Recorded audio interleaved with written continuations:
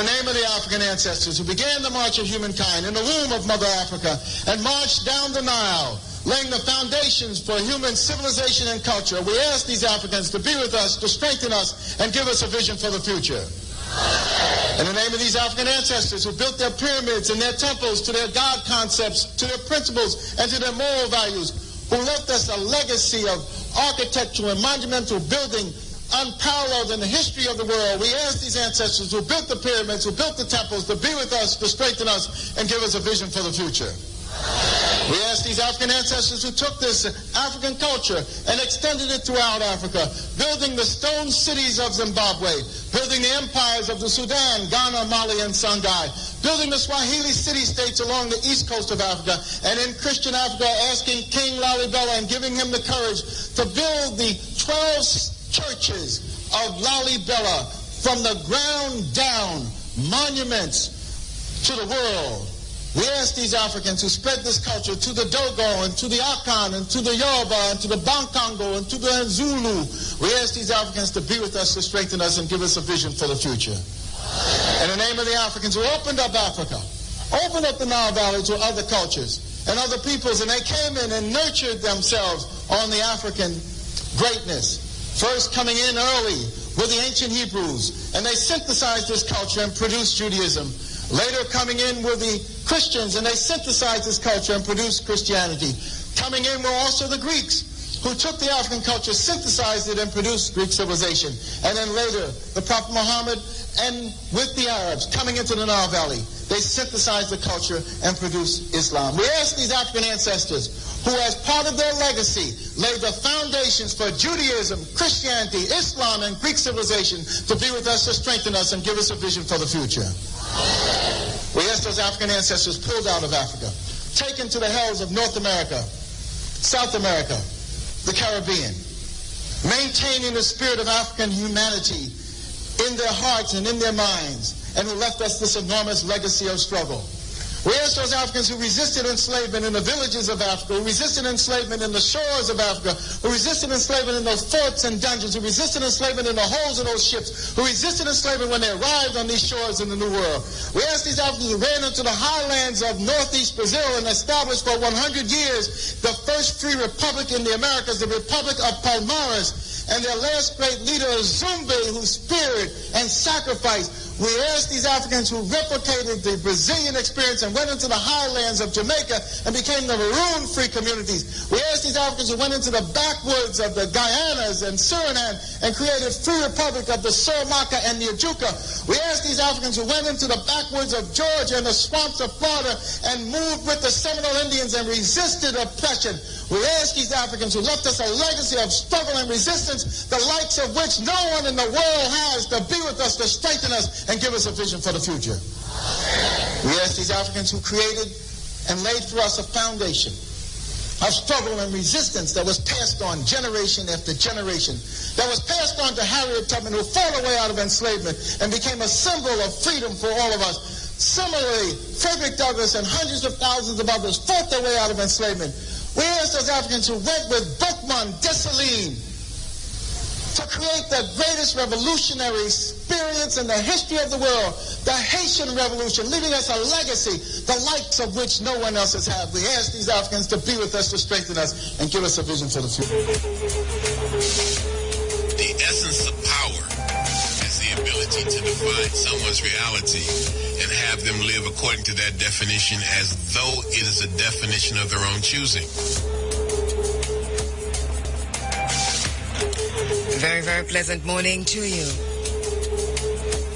Thank you very much, Shane Clark. Walk good. Tell him hello and howdy.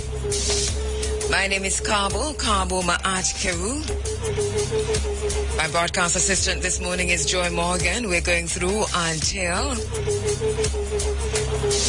10 o'clock. That's when the big A comes in with the Sunday sunshine.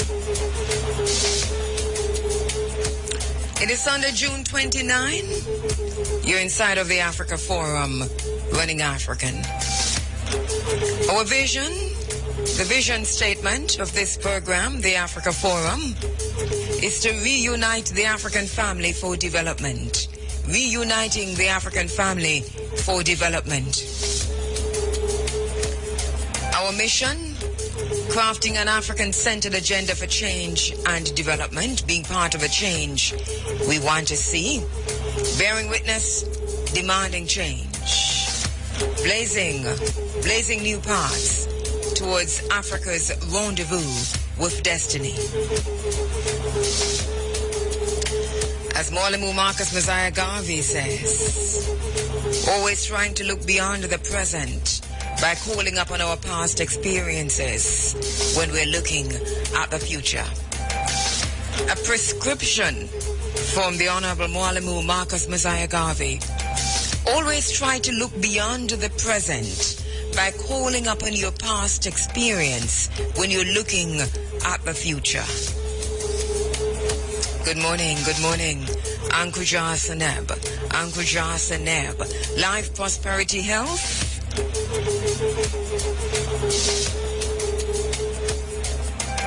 In the Minadaru. It's Amharic, it means good morning. Tenayastalan, greetings to you. You're inside of the Africa Forum.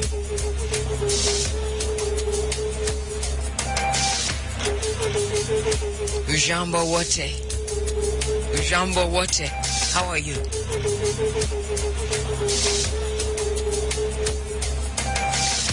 You're inside of the Africa Forum. It is Running African, reuniting the African family for development. We welcome you on the internet at iriafm.net.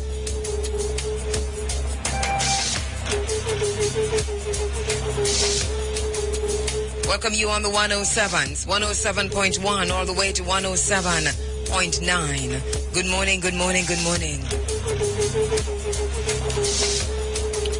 Let me welcome you if you're joining us on your iPhones or your BlackBerry apps, your Androids. Good morning.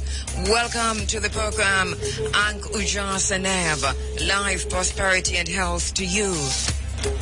It is 11 minutes after 6 o'clock.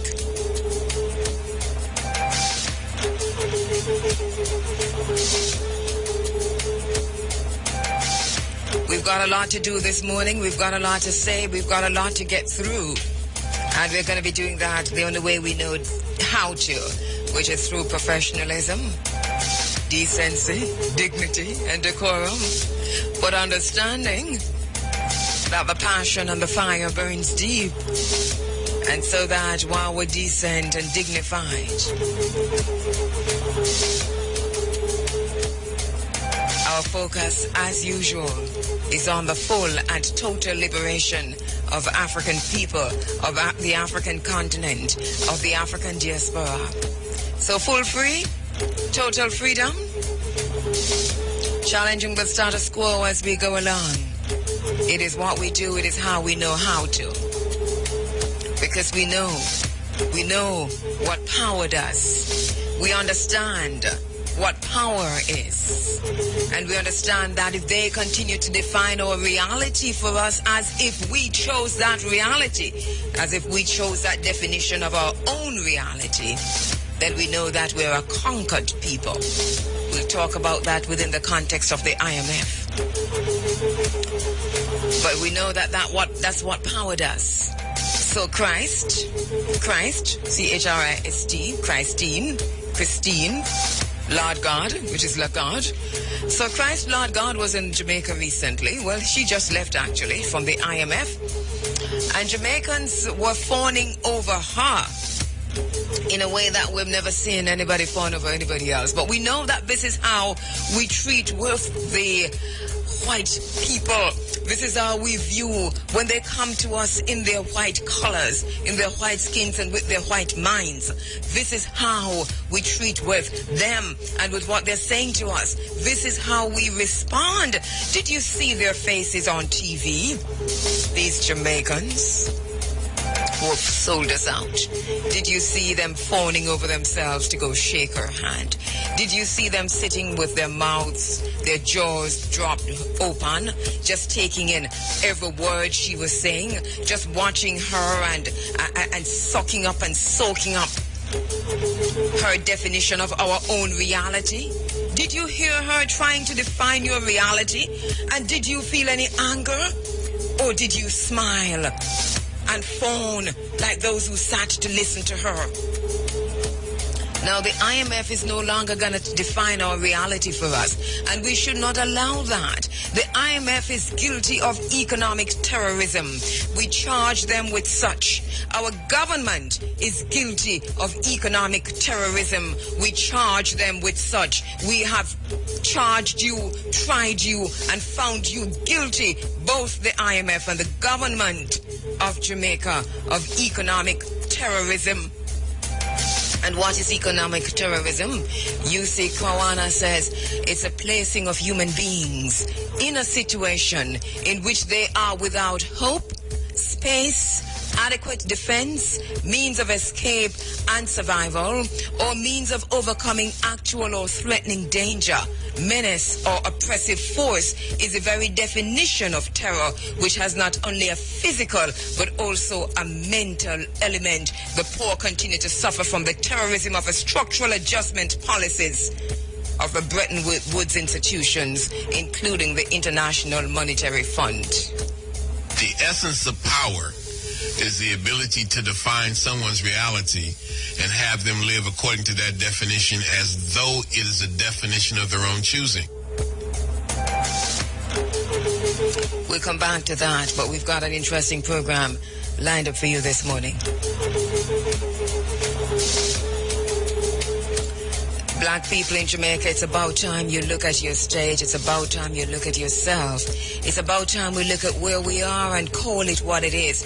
Until we have defined our own reality, then there is no solving our problems, and we cannot allow others to continue to define our reality.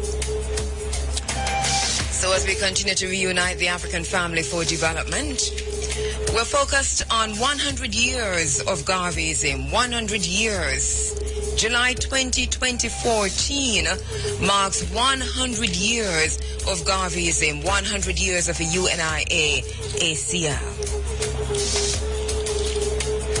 In this 100th year of the UNIA, we have been asking some questions through critical thinking and critical analysis, looking at where we are as a people, but also looking at Mwalimu Marcus Garvey and asking some critical questions about whether or not we have moved and the extent to which we have moved toward full freedom, toward full liberation, as Mwalimu Marcus Garvey would have had us. So that this morning we're going to be talking about emancipation. We're going to be talking about 100 years of Mwalimu Marcus Garvey. Going to be focusing on some of the upcoming events for the 100th year. We've been asking the questions, and there have been responses in terms of the plans. It is now just a few days before July 20, 2014 marks the exact date, 100 years since the UNIA ACL was formed by Mwalimu Marcus Garvey and the men and women who were with him. Now, this morning, we're going to be looking at that. But the critical issue that we want to pay some attention to as we go forward in terms of looking at Mwalimu Marcus Garvey is to look at our own conditions, our own reality, and to look at this within the context of the teachings and the philosophies of Mwalimu. All right, so that's coming up later on in July.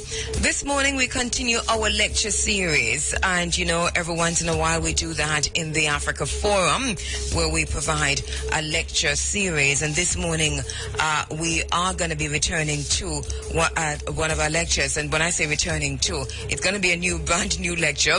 In the house with me this morning is educator, broadcaster, and author Tekla Mekfet. His areas of research and writing include politics of culture and language, cricket and cultural symbolisms in sports, African philosophy in music, music and sports as instruments of education. And his coming new book later this year will be of his University of the West Indies Bob Marley Lecture 2010, titled Could You Be Loved? Rastafari, Reggae, Bob Marley, Africa Scattered for Rhythm of Spirit of Oneness for the World. A book described by Dr. Noel Erskine, Professor of Theology and Ethics at Emory University in Atlanta, as insightful, incisive and instructive, a beautiful poetic move, brilliant. Author, poet, philosopher Tekla Megfet relates Bob Marley's poetics to African philosophy, the Bible and the problems of Babylon as we encounter them in Jamaica and the world. Helps to resolve the tension between the individual and the community in Rasta poetics, historical memory, clues to liberation in the present, out of history and prophecy. Philosophy in Rastafari offers unaccustomed, wide, practical application. We're looking forward to the book. This morning, Tekla Megfet will be joining me in the studios. Tekla himself, the author of quite a few books, and we'll get the names of those books for you in a little while. As a matter of fact, we have spoken to Tekla over the years about his books. All right, so we don't have that here, but the title of Tekla's books, Boy in a Landscape, I know is one, and I know there are others. All right, so as soon as we get those, we'll remind you of the books already written by Tekla Megfet. But he joins me this morning as our lecturer in residence, and he's going to be talking this morning. Is the title of his lecture. All right, so we'll tell you the title of Tekla Megfet's lecture in just a moment. All right, but he's going to be joining me in the studio this morning. And, of course, as I said, returning to our annual, not annual, but our usual, from time to time, lecture in studio. So in a moment, we give you the title of Tekla Megfet's lecture. Also joining me on the program this morning, we're going to be talking to the Principal Director of Culture in the Ministry of Youth and Culture, Delia Harris. She joins me on the program to talk about the plans for Emancipation celebrations. We have been asking some serious questions about Jamaica's plans for emancipation. That came against the background of a statement made by Senator Norman Grant, in which he said the only national event for Emancipation Day would be the Denby Agricultural Show. I have not heard anybody refuting that. I have not heard anyone saying that that is not so. So we'll see what the Principal Director of Culture in the Ministry of Youth and Culture says this morning about emancipation celebrations. We think that until we have received economic independence, our celebrations of independence must be toned down. It seems to me as if we have some questions to answer to in terms of the direction in which we're going as a country. All right, so the Principal Director of Culture in the Ministry of Youth and Culture, Delia Harris, joins me on the phone lines this morning. Also joining me on the phone lines this morning,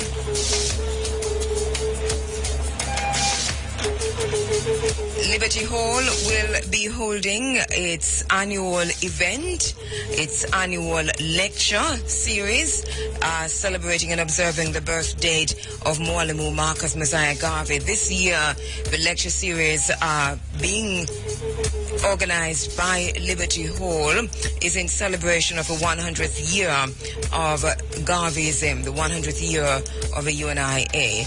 Donna McFarlane, Director and Curator of Liberty Hall, joins me on the phone lines this morning to talk about that. Also this morning, as we look at what's coming up for the 100th year of the UNIA, the 100th year of Garveyism, Valerie Dixon, Lady President of the UNIA ACL in Jamaica, will be joining me on the phone lines to talk about the plans that are in place for the celebration of the 100th year of Garveyism. So we've got a lot to get through. Also this morning, Kenaka, football is in the air. Kenaka Brasilia with Roger Hasfall, sports presenter here at IRFM.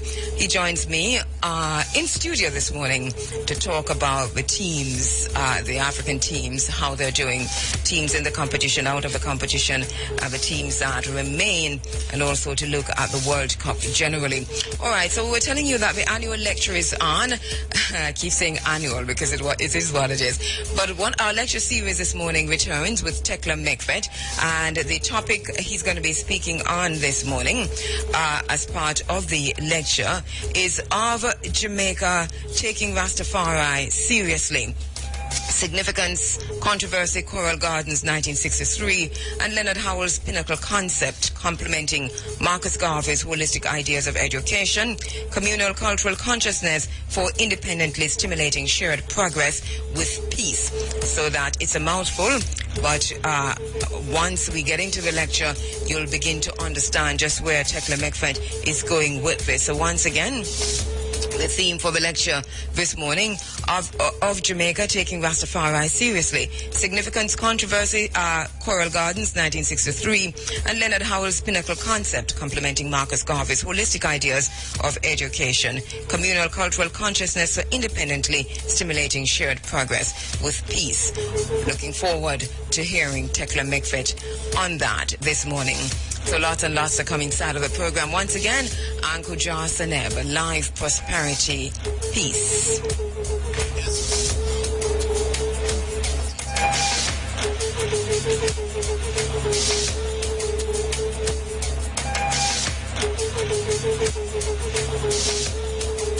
The essence of power is the ability to define someone's reality and have them live according to that definition as though it is a definition of their own choosing.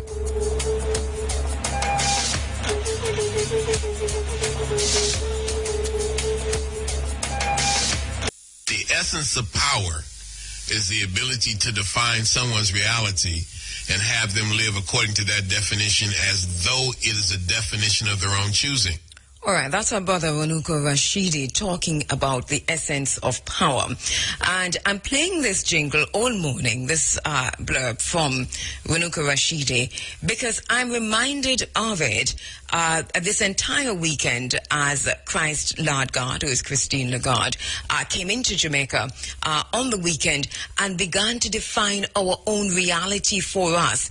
And I watched this, and I watched our own responses to this, and all I can think about is what the essence of power is, and the extent to which, as a people, as African people, as black people, we've bought into our situation as slaves, as serfs, and so on.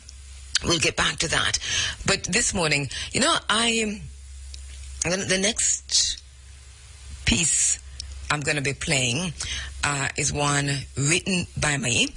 And I wrote this many years ago, not so many, but 2008, 9 probably, after we had gone to part of our In Search of series, and we had gone to Westmoreland in search of FIBA.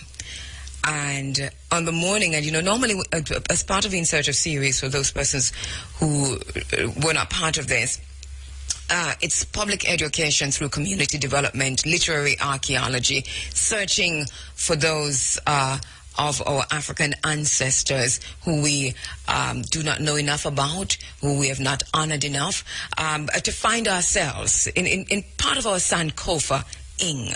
Go back and fetch it is what we did. So on the part of that included, going into the community for a few days, and we were in Westmoreland for a few days, almost a week actually, and then on the Sunday morning like this, broadcasting live from the town square or the town center. And so we were broadcasting live from Westmoreland on this particular morning, and our sister Tendai called for the men to form a circle, and for the women to be part of that circle. And we who were there, and it was a massive crowd in the square, we who were there felt and knew that the ancestors were there, that we had in that circle the spirit represented in all of us, because we are our ancestors. So that when Sister P danced, when Vereen danced, we knew that this was an embodiment of who we were, who we are, and who we will be, and went and died through the libation, pour the libation, and it hit the ground and so on.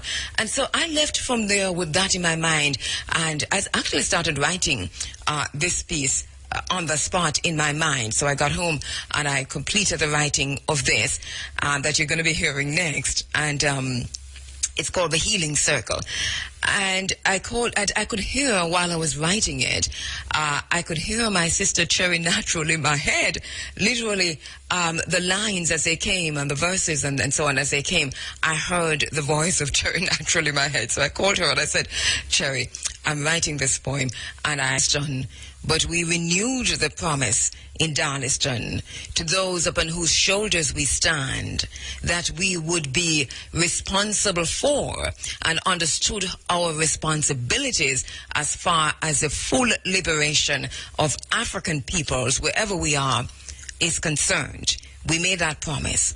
So when we recalled and remembered the ancestors who we saw in our minds returning to Darlington to be part of that healing circle, we renewed that promise that no one would define for us ever again our reality, that no one would ever again enslave us in whatever form, whether it's economic slavery or any other kind of slavery.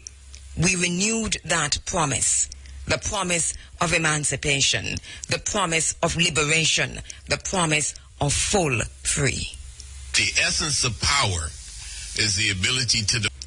By re-establishing the historical consciousness of African and black people so as to arrive at a common feeling of belonging to the same culture and historical past. Once this is attained, it will become difficult to divide and rule and to oppose African communities one against the other. This is critical to our situation here in Jamaica, that if culture is not used as a cohesion of the group, is not seen or is not ensuring the cohesion of the group, of collective belonging, whether we're going to do it by the language, the linguistic factors, how we're going to be reestablishing the historical consciousness of Africa and black people, how we're going to preside or not over a process that will see African people in Jamaica seeing themselves or having a common feeling of belonging to the same culture, to the same historical past. That as long as we have not done this, as long as we are not part of this process, then the divide and rule policy of all governments since so-called independence will continue. And African communities will see themselves opposed one against the other on many different fronts, including the tribal. This is a powerful woman. She says the competitiveness of Jamaica is on its way back, defining for us our reality as if it is a definition of our own choosing. The IMF assessment by Christ Lagarde, if we accept this, or if we're satisfied with this, it takes us back to what Malcolm X says. And this is a quote from Malcolm X. He says, they put your mind right in a bag and take it wherever they want. Because she represents the dominant power of a day. She's credible because she represents the Eurocentric ideology. She's credible because she stands as the head of one of the institutions of economic terrorism, an institution that has a world under its boots. So she's credible because she is the managing director of the IMF. Authority, the prestige of authority. This is what this is. To know economic terrorism. And the fact that you have come in, Miss Christine Lagarde, doesn't change anything. We are redefining. And part of our mission is to craft and to develop new agendas for change. The IMF is not an agenda that is suitable for African people anywhere we are, wherever we are. Shall we say what is economic terrorism? Economic terrorism, as defined by our brother UC Kiwana, is a placing of human beings in a situation in which they are without hope, space, adequate defense, means of escape and survival, or means of overcoming actual or we're looking at the government's plan for emancipation celebrations. We've been talking about this against the background and within the context of comments made by Senator Norman Grant. He said publicly, and we've carried that here, that the only national celebration for the emancipation period will be the Denby Agricultural Show. We've been asking, so then, what about the vigil at Seville? What about other Emancipation Day celebrations? Isn't the nation or isn't the state also responsible for, as usual, because they've been doing this since 1998, for overseeing the celebrations, especially the one at Seville? Well, we haven't received an answer as such, but hopefully the Principal Director of Culture in the Ministry of Youth and Culture will be able to talk to us about that as we go to the phone lines to Delia Harris. Delia, good morning. Thank you for joining us on the Africa Forum. Good morning, and thank you for having me, because it's important to clarify what you just said to the nation. Which is that? That the only emancipation celebration will be at Denby. Yes. I'm glad you're giving me the opportunity to do so. Right, because I was actually quoting Senator Norman Grant. We have a clip here. He made that statement publicly. It has been carried in almost all the newscasts across the nation. And right. So go ahead and clarify first that, Delia. Thanks. Well, first of all, I'm surprised that he would say that, because there is no national agreement that would be so. From the level of cabinet and through parliament, the celebrations for emancipation, the commemoration of emancipation and independence is something that had been agreed and had been passed. Mm-hmm. We also had the launch of Jamaica Festival, which the media was invited. And I have the Guide to Jamaica Festival in my hand, and it's very clear about how emancipation will be commemorated. Right. I've also got a copy of the Guide to Jamaica Festival, and I got that on Friday. Right. It says that there will be an emancipation vigil at Seville, and maybe you can help us with this, because we've been calling the Jamaica National Heritage Trust. This is the agency we normally call for information on the Emancipation Vigil, and we've been asking for persons to come on to talk about the Emancipation Vigil. Usually, and we're going off of what normally happens, Delia, which is that usually by now would have had 3 or 4 interviews leading up to the Emancipation Vigil. At the moment, though, no one can tell us if it is actually on, if it is really on, and what format it will take. All right, well, I'm not sure why the JNHT would not have been able to speak to that. Mm-hmm. But the vigil is on, the Emancipation Jubilee, as we like to call it.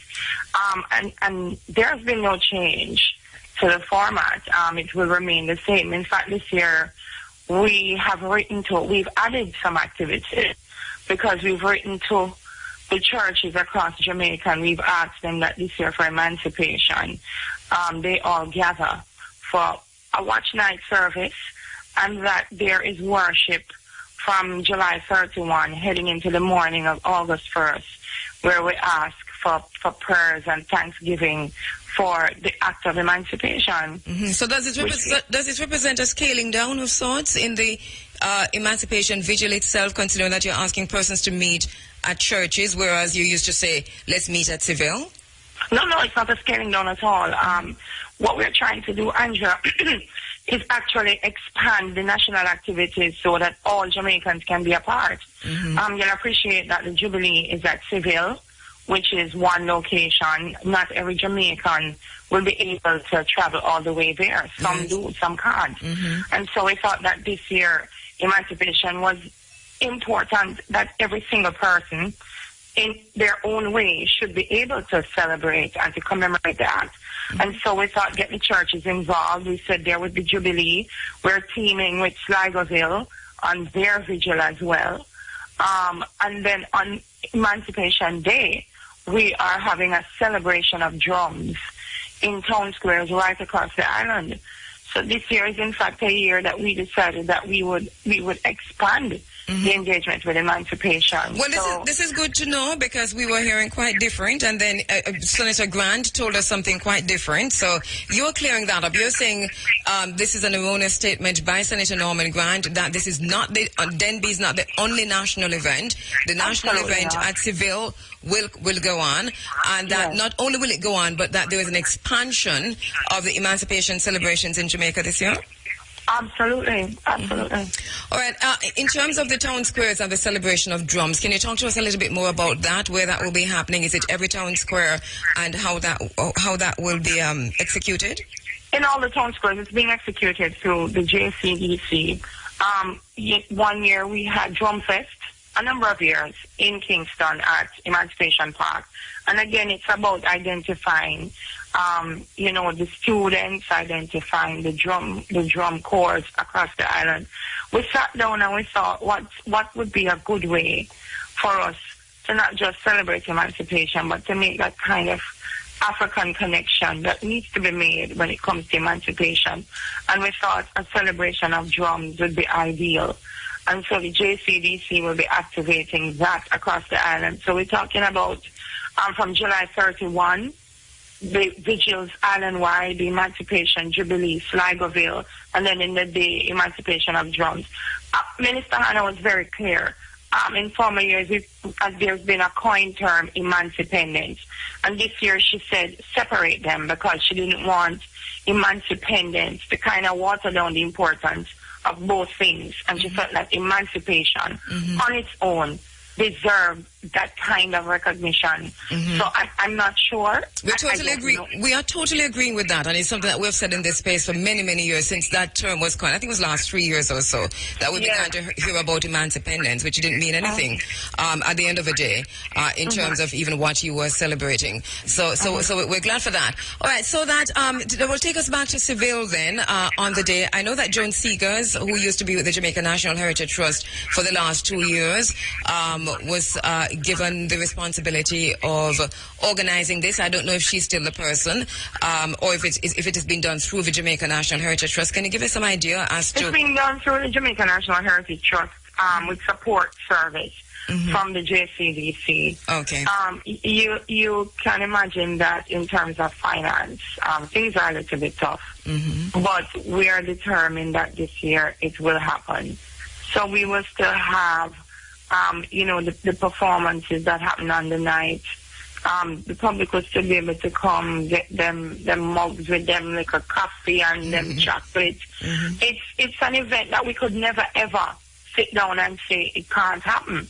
And this year, I know the TEF has come on board to assist the JNHT to make sure that it happens as well. So I just want to reassure everybody, emancipation is too important.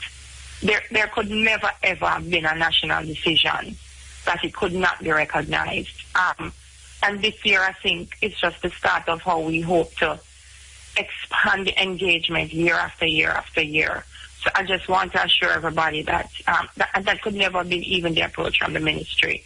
So I just want everybody to just come out.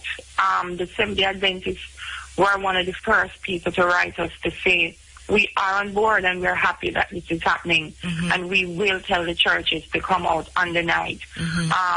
I met with Sister Minnie the other day, and she said they asked them to light a candle at midnight for the spirit of the ancestors. So we really, really feel it's important to do it. And so I was really glad when you asked me to come and speak this morning, because I would never want anybody to believe that emancipation would not have gotten the kind of treatment that it deserved. All right, well, that is good news, and we can relax and exhale a bit. Let us see where this is going. Big celebration as usual at Seville, July 31. Usually, you're gathering there from dusk to dawn, it's really involved. So I suppose as time goes by, you'll give us a more idea as to what exactly will be happening. Before you go though, Delia, let's talk a little bit about Marcus Garvey and July 20, August 17. I have the booklet. I don't see a reference to celebrations for Mwalimu Marcus Messiah Garvey. Is this an oversight? Will they be? Is the government involved in any way? The ministry in any way in celebrating 100 years of Garveyism? We absolutely are. You'll recall, Andrew. Well, I don't know if you would recall it, but this year, the minister's presentation in our sectoral debate is rooted in Garvey, not without chance, where Garvey says you can't satisfy the hope of a suffering people by chance. And so the entire ministry's operations for the year is rooted in Garvey. At the front of the guide, not necessarily in the schedule, it says independence recognizes activities in our country's history which must be taken into consideration. And for this year, the 100th anniversary of the UNIA conceptualized by the Right Excellent Marcus Garvey is a part of that. So I guess in the schedule it doesn't specify, but for the entire Jamaica Festival, all the things that we do will be inclusive and driven by that. There's an entire segment of the Grand Gala that celebrates Garvey for signature conversations.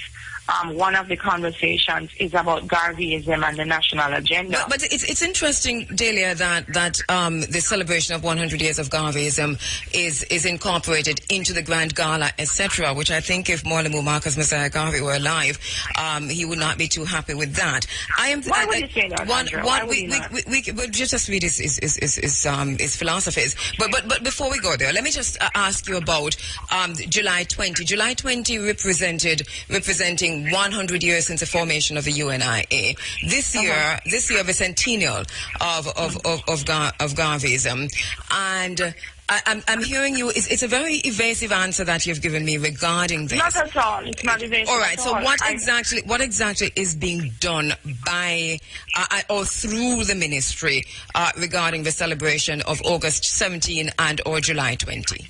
Well, I started out by saying, first of all, because I wanted to root it, first of all, the conversation in the fact that Garvey is not an add-on, that the decision is that's one of the most important things that we have to recognize this year, and that we have, in fact, even written to the schools, we've written to the Ministry of Education to say, in collaboration with you for the rest of this year, activities have to be enacted so school children are aware. So I just want to make that clear.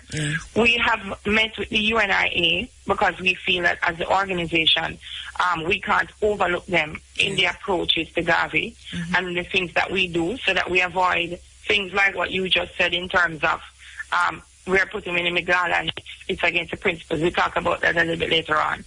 But the UNIA has a full schedule that we are doing in collaboration with them.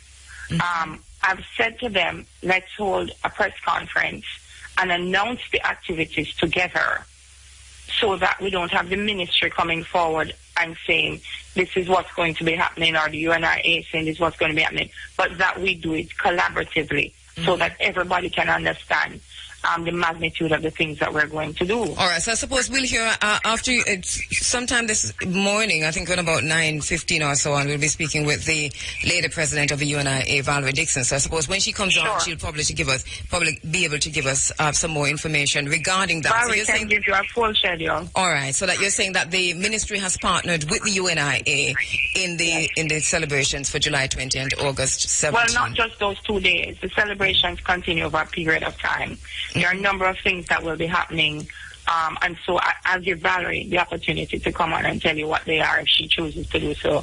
But Garvey, Andrew, I'm not sure. To us, those things are important. They are critical. The signature conversations are dialogue that we think need to happen, that post-Jamaica independence. These are things that will continue to be discussed and shared in our schools, in our communities. And so we felt that Garveyism and the national agenda was also important, that people would understand that Garvey's philosophies are things that are relevant throughout time, and that some of the things and some of the ways that we approach challenges in Jamaica are issues that as a visionary, he saw these are things that he would have engaged with, and these are things that we can still apply to our lives today as a people. So the signature conversations you mentioned on Sunday, July 20, I'm noting from a schedule that there are signature conversations at the Institute of Jamaica Auditorium, and these conversations are relating to Mwalimu Marcus Messiah Garvey? One of the conversations is specific to Garvey. Therefore, one of the conversations is about Stuart Hall.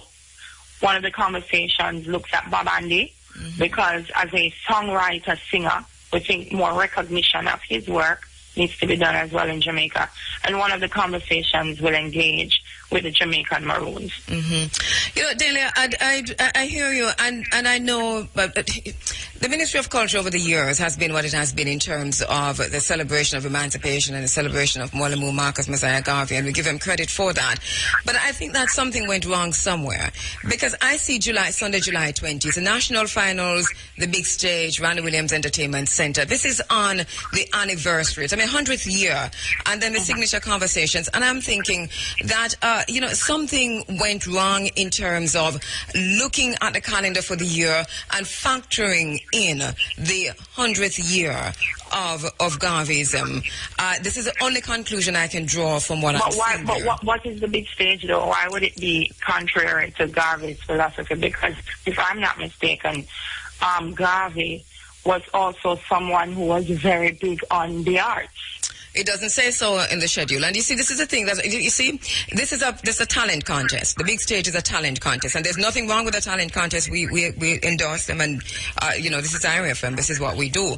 Right. But I'm saying that outside. We've gone into all the communities, and we are trying to give every single Jamaican the opportunity to express the creative talent that they have.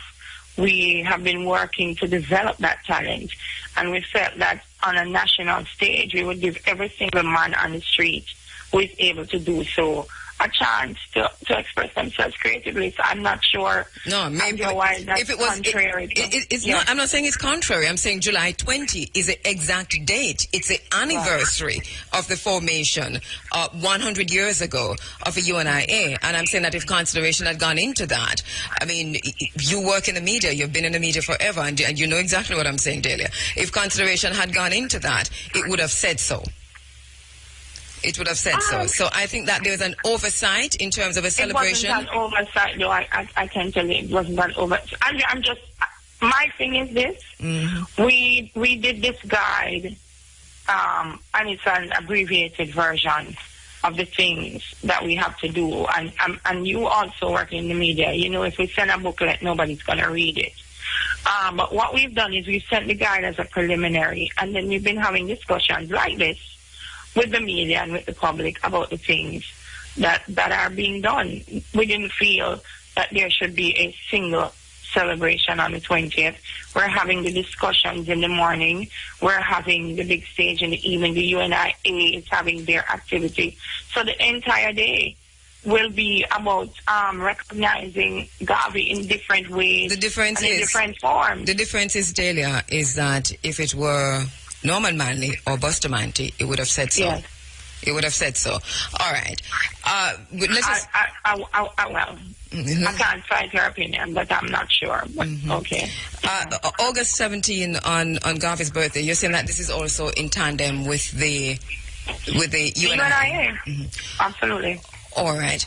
Okay, so just to recap a little bit, and this is good news coming to us that the Emancipation celebrations are not cancelled. They're not being scaled down. As a matter of fact, they've been expanded this year. And Seville, the vigil is still on at Seville on July 31. We're clear on that. We're very clear on that, Andrea. And, again, I want to thank you for the opportunity to clarify.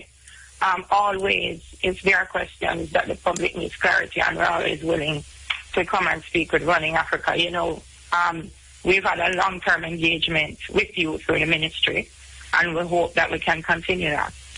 Thank you very much, Delia Harris. Thank you for coming on. Thanks for having me. All right. 159 lashes. David Gibson from Clifton, sentenced to death. John Gilling, owned by Mrs. Parnshaw, sentenced to 36 lashes. Ishmael, alias Billy Grant from Prospect, 100 lashes. James Green, Clifton, sentenced to death. Frederick Gray from Rose Hill, sentenced to 100 lashes. Sam Hilton from Lambs River, sentenced to 100 lashes. Philip Irving from McHale's Prospect, sentenced to 100 lashes. William McIntosh from Belfont in St. James, sentenced to 250 lashes. Duncan Mackenzie from Flower Hill, sentenced to be transported. William McKinley, owned by S. Whittingham, sentenced to death. Richard McLeod from McHale's Prospect, sentenced to death. James Miller, owned by Dr. Fuller, sentenced to 160 lashes. John Morris from Clifton, acquitted. Coffey, alias Richard Morrison, from Rock Pleasant, sentenced to be transported. Richard Shelton from Duckett Spring and Lambs River, sentenced to 200 lashes. Premier, alias Richard Skelton, from Co Park, sentenced to be transported. John M. L. Stevens from Stevenage, sentenced to 200 lashes. George Tharp, owned by enslaver George Tharp, sentenced to 150 lashes. Titus, alias George Waite from Richmond, sentenced to death. George Watson from Horton Grove, sentenced to be transported. Robert Whitehorn from Clontarf, sentenced to death. Edward Whittingham from Cow Park, sentenced to 200 lashes. Eliza Whittingham from Cow Park, sentenced to death. Jane Whittingham from Cow Park, sentenced to be hanged. S. Whittingham from Cow Park, sentenced to be transported. Robert Wigan from Lambs River, sentenced to be transported. Archie Wilson, owned by enslaver Archibald Wilson, sentenced to 150 lashes. John Wiley from Barnside, sentenced to be transported. Robert Morris, owned by Mary Spence, Stewie, sentenced to death. George Murray from Clifton, sentenced to death. Edward Partner, owned by Isabella Partner, sentenced to death. Philip, owned by William Shellett, sentenced to 6 months imprisonment. Henry Cooper from Cow Park, sentenced to death. Henry Cowan from Argyle Pen, sentenced to death. Robert Davis from Sweet River, sentenced to be transported. Thomas Davis from Enfield, sentenced to be transported. Matty, alias Richard Drackett, owned by Mary Torrent, acquitted. John L. Laurie, owned by a white sailor, sentenced 14 days imprisonment. Hugh Ferguson from Clifton, sentenced to death. William Ferguson from Clifton, acquitted. Jack, alias John Fleming, owned by Daniel McGibbon, sentenced to 50 lashes. William Evans, alias Alexander Bentlos, from Welsh Pool Plantation, sentenced to death. William Brooks. Edward Barrett, from Duckett Spring and Lambs River Plantation, sentenced to death. John Bull, owned by Edward J. Young, sentenced to death. John Campbell from Floor Hill, sentenced to 120 lashes. William Chambers, owned by Mary Gray, sentenced to death. David Clark, owned by a Mr. Young, sentenced to 120 lashes. Samuel Jarrett from Crow Park, sentenced to death. Amelia Johnson, acquitted. Nelson Carr from Belfast St. James, sentenced to 250 lashes. Edward Lambden from Barneside, sentenced to death. Robert Lambert, owned by William Gillette, Esquire, sentenced to 39 lashes. John Linton from Heritage, sentenced to death. Joe Little from Welchpool, sentenced to be hanged but mercifully escaped. James Reed from Hermitage, sentenced to death. Thomas Reed from Lambs River, sentenced to 150 lashes. James Ricketts, owned by Edward J. Young, sentenced to death. Thomas Rook, McHale's Prospect, sentenced to 100 lashes. Samuel Sampson, owned by Mary Torrent, sentenced to 14 days imprisonment. William Martin from Cow Park, sentenced to be transported. A.C. McHale from McHale's Prospect, sentenced to death. George McHale from McHale's Prospect, sentenced to 100 lashes. John McCallum from McHale's Prospect, sentenced to 60 lashes. Robert McGee from Cow Park, sentenced to 200 lashes. Alexander McGrother, owned by Mary Torrent, sentenced to 200 lashes. James McIntosh, owned by Amelia McIntosh, sentenced to 250 lashes. Richard, alias Richard McIntosh from Belfont in St. James, sentenced to 100 lashes. Robert Allen, owned by enslaver Isabella Partner, sentenced to 4 dozen lashes. Jack Anderson, from the Retrieve Plantation, sentenced to death. John Appleton, from the Ducket Spring and Lambs River Plantation, sentenced to 100 lashes. David Atkinson, from Darlaston, sentenced to death. William Atkinson, Darlaston, sentenced to death. Fred, alias William Ball, owned by enslaver Mary Millin, sentenced to death. Daniel Barrijam, from Chillons, sentenced to death. Billy, alias William Binham, from Golden Spring, sentenced to death. All right, you're inside the Africa Forum, Running African, and told you earlier that our lecture series returns with Tekla Mikfet. This morning his lecture is entitled Of Jamaica Taking Rastafari Seriously, Significance, Controversy, Coral Gardens 1963, and Leonard Howell's Pinnacle Concept, complementing Marcus Garvey's Holistic Ideas of Education, Communal Cultural Consciousness for Independently Stimulating Shared Progress with Peace. Tekla Mikfet is an educator, broadcaster, and author. His areas of research and writing include politics of color and language, cricket and cultural symbolisms in sports, African philosophy in music, music and sports as instruments of education. Tekla's coming new book later this year will be one of his University of the West Indies Bob Marley lecture, titled 2010, titled "Could You Be Loved? Rastafari, Reggae, Bob Marley, Africa Scattered for Rhythm of Spirit, of Oneness for the World." We turn over now to Tekla Mikfet with the Africa Forum lecture. Rastafari greetings. Redemption song I bring. I hail thy Father, His Imperial Majesty, Haile Selassie, justified in the spirit of the one shared great ancestor, manifest in the flesh, Jaliv. June 16 was Leonard First Rasta Howell's Earth Day, and despite efforts, REFM and Bongo Jerry straight up apart, little or nothing has been in the press and major media. As I listen to Andrew bemoaning the lack of seriousness in celebrating the centenary of Garvey's UNIA, I'm reminded that the Jamaica idea is really about playing down the Africa, the blackness in us, to accommodate minorities and the world. We'll get nowhere doing that. A little about how I came to be doing this program about truth and rights and justice for Rastafari, disrespected by the government of Jamaica, as typified in the issues of apology and compensation for what has become known as the Coral Gardens Massacre of 1963 and the need for the rehabilitation of the concept of Leonard Howell's Pinnacle Commune, plundered, destroyed in 1954, following pattern of state and public harassment of Rastafari. Living in foreign countries of whiteness, whenever I saw black people being mistreated by whites, my instinct would be to get involved in the cause of our sister and our brethren. I'm passing through Clapham on a double-decker bus, and I see a group of white youths harassing a black girl, and I get off the bus, sort out these white youths, and see our little sister home. I'm working in an office in Jamaica, and at a general staff meeting, I'm being obliged to listen to its CEO telling a co-worker that her daughter will become no better than she is, a mere messenger. I intervene, telling the CEO that what he's doing is not right. Of Rastafari standing up for truth and rights, every day we pay the price, a living sacrifice, as Bob Marley reminded.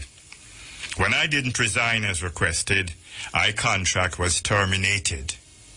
Of whiteness abroad and at home, playing around, looking to deny rights, humiliating, being condescending to black people, as in the runaround being given to Rastafari in relation to the need for redemption, given the injustices by the government of Jamaica dealing with the issues of Coral Gardens and the rehabilitation of the Pinnacles Commune concept. I've had to get off the bus and get involved. This program is of victory in sacrifice and of law becoming justice, relating to Rastafari and national conscience needs for going forward as a community for production, for progress with peace.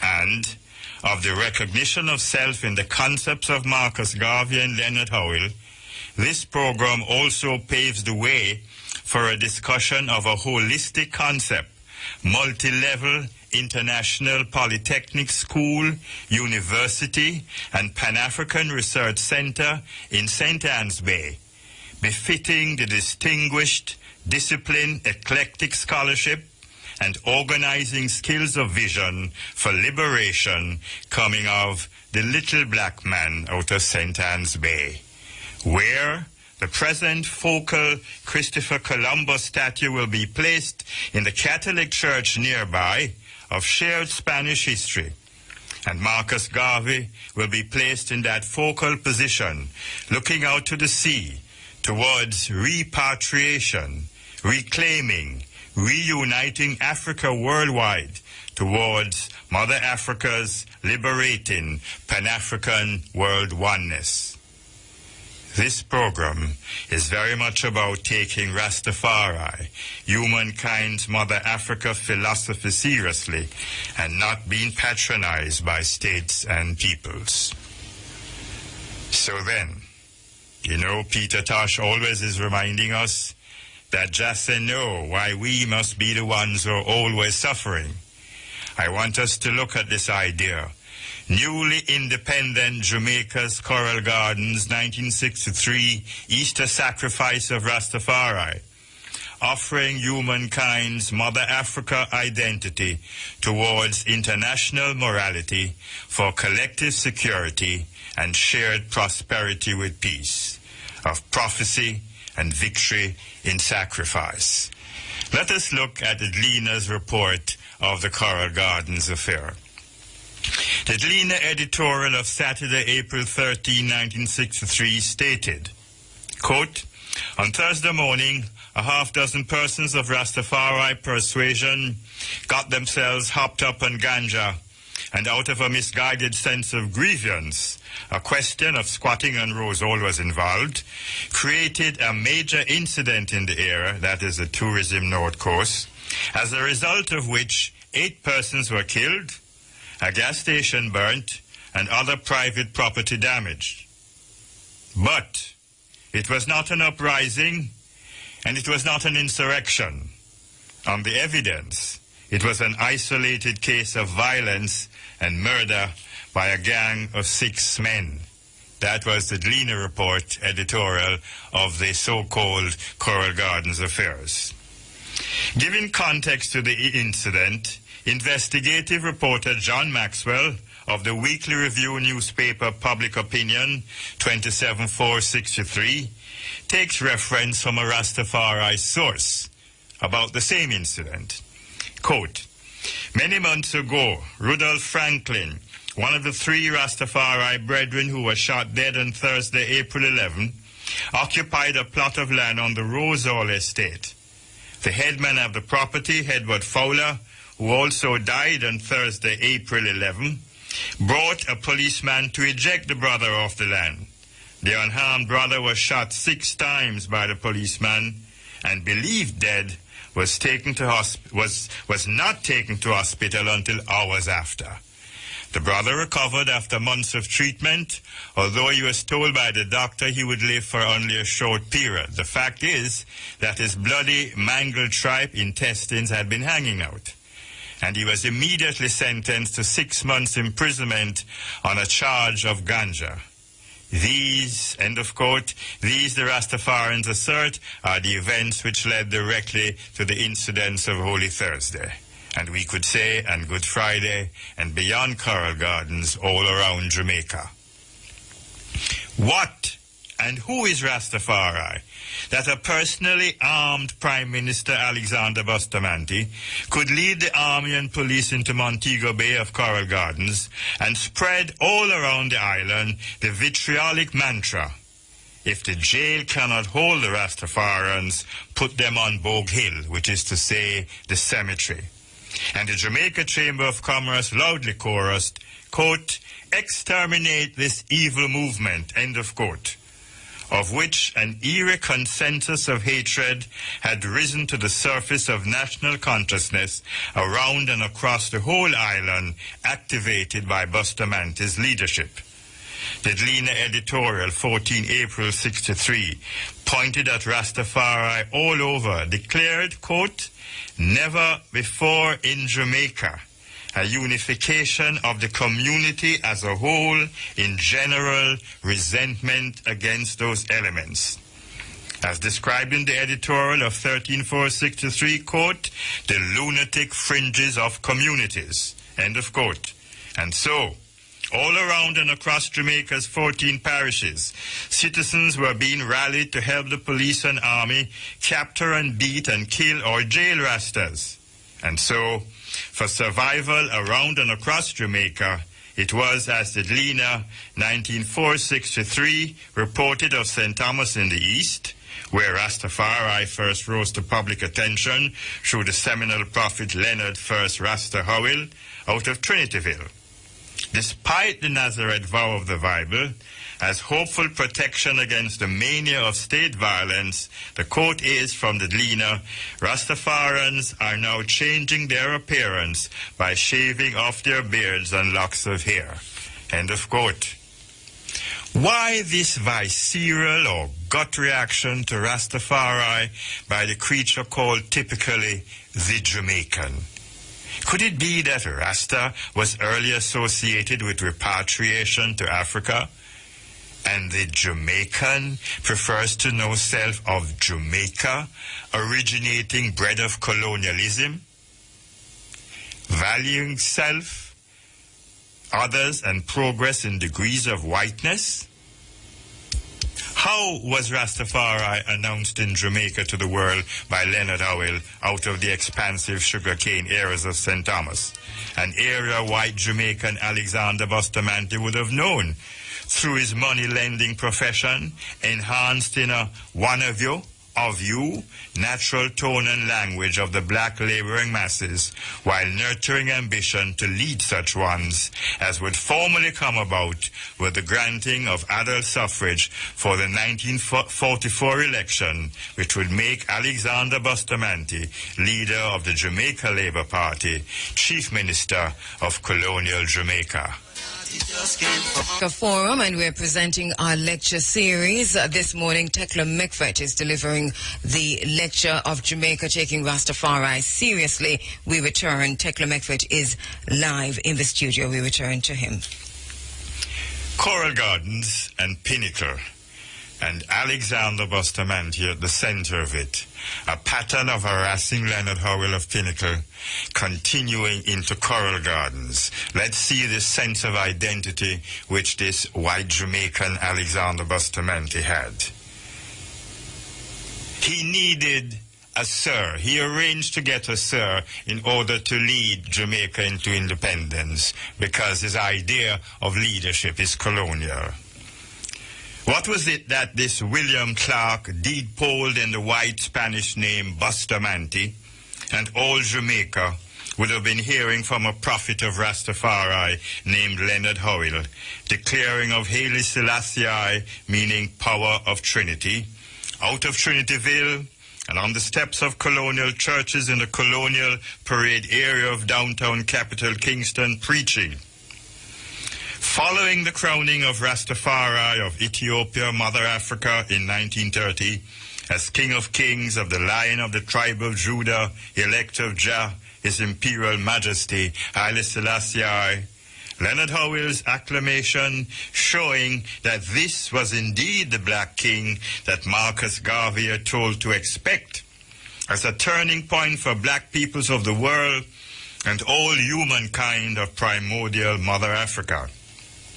You know, we often forget that all humankind is of Mother Africa, and Rastafari is of leading the way, bringing the whole world together, bringing first of all the obvious Africans and the whole world together of Mother Africa.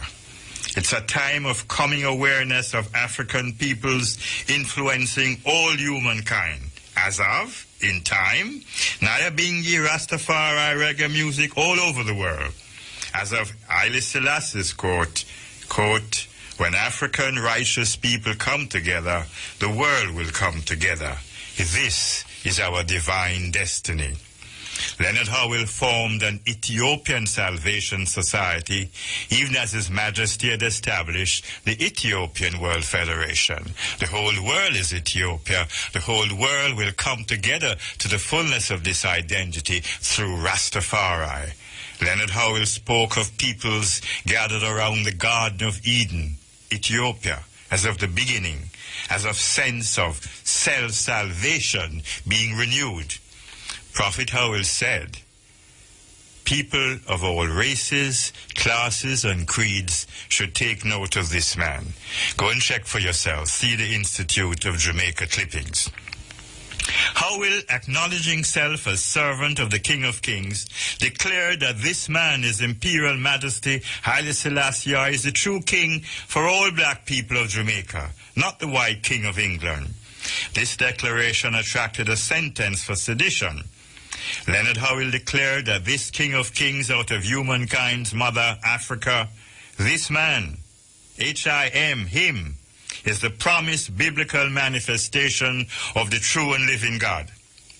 Why should Rastafari's veneration of the essential spirit of him, Haile Selassie, so upset Jamaica, manifest in the conquering selfish spirit of Alexander, the great Bustamante, who, Cabinet Minute shows, soon sought in 1963 post-Coral Gardens to have his birthday become a national holiday. Yes, the newly ascended Sir Alexander Bustamante sought to make his personal birthday a national holiday. Why alarm about Rasta's veneration of His Imperial Majesty as a spirit of him, the him italicized in the Bible? I refer you to James Fraser's giant step of anthropology and acclaimed eye-opening book entering the 20th century, The Golden Bow, as it makes links between mythologies of the worlds. It identifies a universal feature giving context for beginning in understanding Rastafari's veneration of His Imperial Majesty. And here I quote from The Golden Bow. This combination of priestly function with royal authority is familiar to everyone, all cultures. Kings were revered in many cases not merely as priests, that is, as intercessors between man and God, but as themselves gods, able to bestow upon their subjects and worshippers those blessings which are commonly supposed to be beyond the reach of mortals, and are sought, if at all, only by prayer and sacrifice offered to superhuman and invisible beings. The king is frequently a magician as well as a priest. It's the idea of a man-god. End of quote. And it's easy to make the reference to the idea of Jesus Christ. Ecce homo, behold the man. Ecce die, behold God. Jesus Christ. The symbolism is there in all cultures of the world. The idea of sacrifice. Jesus Christ is in fact the manifestation of the Spirit and the possibilities thereof of the Spirit of the Creator in all humankind. Yes! Let me say that again. Jesus Christ, the manifestation of the Spirit and the possibilities thereof of the Spirit of the Creator in all humankind. Why look to exterminate this evil movement, as the Chamber of Commerce called Rastafari? This evil movement that identifies and acclaims African roots for itself and the world, which is of Mother Africa, creation of the beginning. Why in the 1930s Bustamante wrote to the colonial office about, quote, that terrible thing they call Rastafari, end of quote, and letters to the editor of the Gleaner describing Leonard Howell as a, quote, most dangerous man, end of quote, to Jamaica. Why if the prisons can't hold them, the cemetery will. Colonial Office files of 1940 spoke of Howell's movement, quote, combining sedition with pocomania, end of quote, and of the risk of arousing, quote, racial feeling. Governor Arthur Richards reported to the Colonial Secretary in England about the danger of Rastafari arousing, quote, racial feeling. And I ask, what of the racial feeling fueling the onslaught of the state against Rastafari in 1963, the plunder of Pinnacle in 54, and the burning to the ground in 1958? Doesn't such onslaught of coral gardens match the definition of a crime against humanity? Rasta, that terrible thing, that terrible specimen of humanity, violated of the coral gardens and Pinnacle plunder by the state of Jamaica, a crime against humanity indeed. Leonard, the servant of the King of Kings Howell, was harassed and arrested several times for all sorts of contrivances, including offering images and words of His Majesty to the public. Why the resentment against the humanity of Rastafari, as expressed in spreading such dangerous words and thinking and liberty of His Imperial Majesty Haile Selassie? Listen to dangerous words of Rastafari. First, until the philosophy, are these words dangerous? Until to whom and why? Until the philosophy which holds one race superior to another is totally and permanently abandoned and destroyed, there will be war. No first-class or second-class citizen of any nation. International morality for collective security. Listen to more dangerous words. Quote, differences of race, of religion, of culture, of tradition are not insuperable obstacles to the coming together of peoples. End of quote.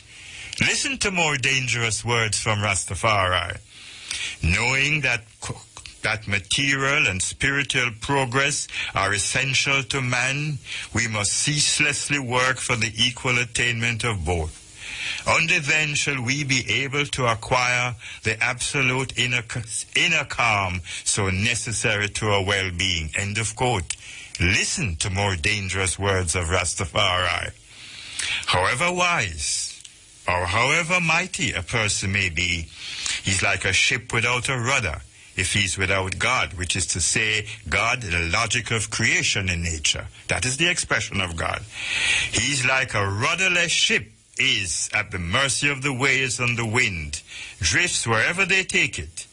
It is our firm belief that a soul without Christ, and when we say Christ, the logic and spirit of creation manifest in child of creation. It is our firm belief that a soul without Christ is bound to meet with no better fate. End of quote. Properly understood, acknowledging Jesus is of ancestor worship. Acknowledging Jesus is of ancestor worship. When you see the Son, you see the Father. When you see the Father, you see the Son. More dangerous words. Africans are in bondage today because they approach spirituality through religion provided by foreign invaders and conquerors.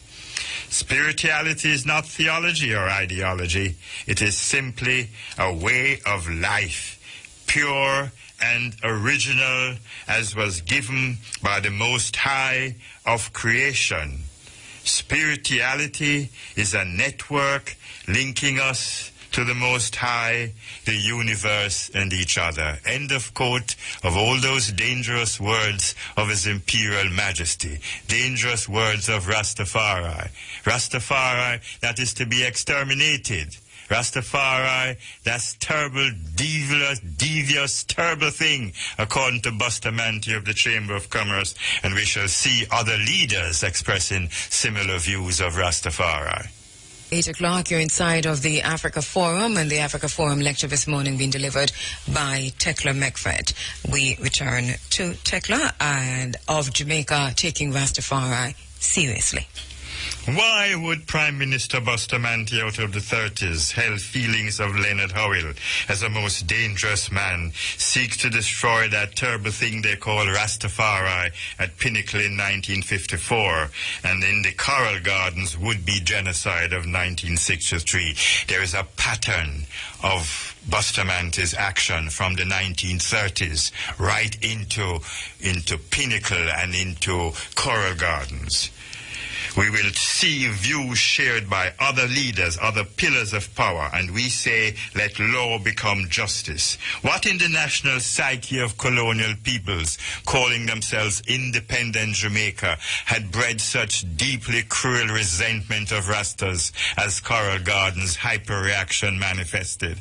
Why would significant population find it convenient to translate acts of a few as representative of the vast majority known of peace and love identity?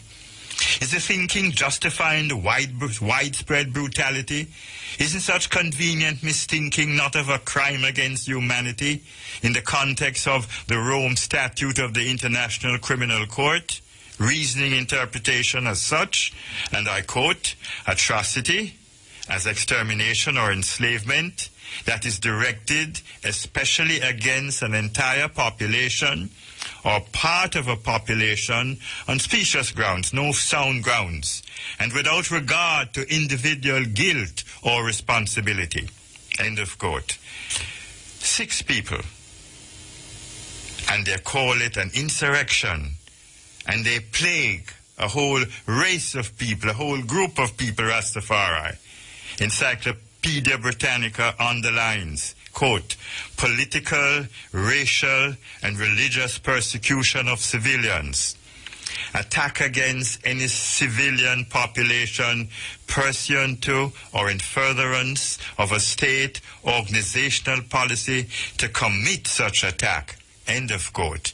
This is a crime against humanity, as in Bustamante's leadership of Jamaica against Rastafari. Contemplate prophecy related to commitment and reactive standard plight of Rasta in Babylon. Today, daily, the Jamaican has an instinctive reaction to a perceived oddness, which is inferior, that is Rastafari. Even if now tolerated in some measure, influenced by perceived strange curiosity of foreigners respected. Because foreigners respect Rastafari, they give us a little attention, but basically it's an oddness that is inferior. Towards Rastafari, they are claiming a know-how, superior colonial white roots as meaning for their manners. And they claim now a sort of leniency of superiority reaction. They're patronizing our so-called unpalatable oddness. They indulge in intended subtle superior airs. Jamming, Bob Marley helps sharpen context. We neither beg, nor we won't bow. Neither can be bought nor sold. We all defend the right. Every day we pay the price. We are the living sacrifice. To stand up for truth and rights in Jamaica, as Rastafari, you become a living sacrifice. Thus, the magnification of behavior that is instinctive of the Jamaican manifests coalesced in the cruel passion of Prime Minister Sir Alexander Bustamante, asserting the Jamaican in the 1963 Coral Gardens massacre, as Edlina reminded, never before in Jamaica a unification of the community as a whole in general resentment. And we say this is Jamaica as if desperately wishing wiping out some ugly, dreaded family secret so as to be properly appreciated by the world. The purge following new birth. Irony of irony. Manifest prophecy coming forth. However, please note, for necessary movement for oneness towards shared progress, the Jamaican needs to help liberate self by seeing crucially deep significance in how the Jamaican, personified in Bustamante, sought plundering purge of the ecological concept of the Pinnacle Commune. crucially deep significance in how the Jamaican reacted to Rastafari as of the Coral Gardens massacre across Jamaica, 1963. You must see a sickness of restless, disabling sleep of identity. That is Jamaica. So we say, for enabling productivity rooted truly of unification of the community, out of Coral Gardens 1963, Jamaica needs to confront itself in 2014. Let us look at law becoming justice. Rastafari writes, Coral Gardens saw genocide and Pinnacle as holy place being violated. What is law? Law basically is made by a legislator or political party majority elected by the masses, who are courted and canvassed largely with money provided by big business, requiring its own idea of security for its own idea of prosperity. Corporate Jamaica claiming so-called rights essentially facilitated by the democratic process of the popular vote. French existentialist philosopher Jean-Paul Sartre identifies people who, quote, share in the responsibility of a crime of which they are the victim. The masses of Jamaica provide the vote for the governments of Jamaica to provide the needs of corporate Jamaica in their idea of prosperity and law. Yet, note Buster's intent for the most dangerous man and that terrible thing being dramatic irony of being scattered, spreading.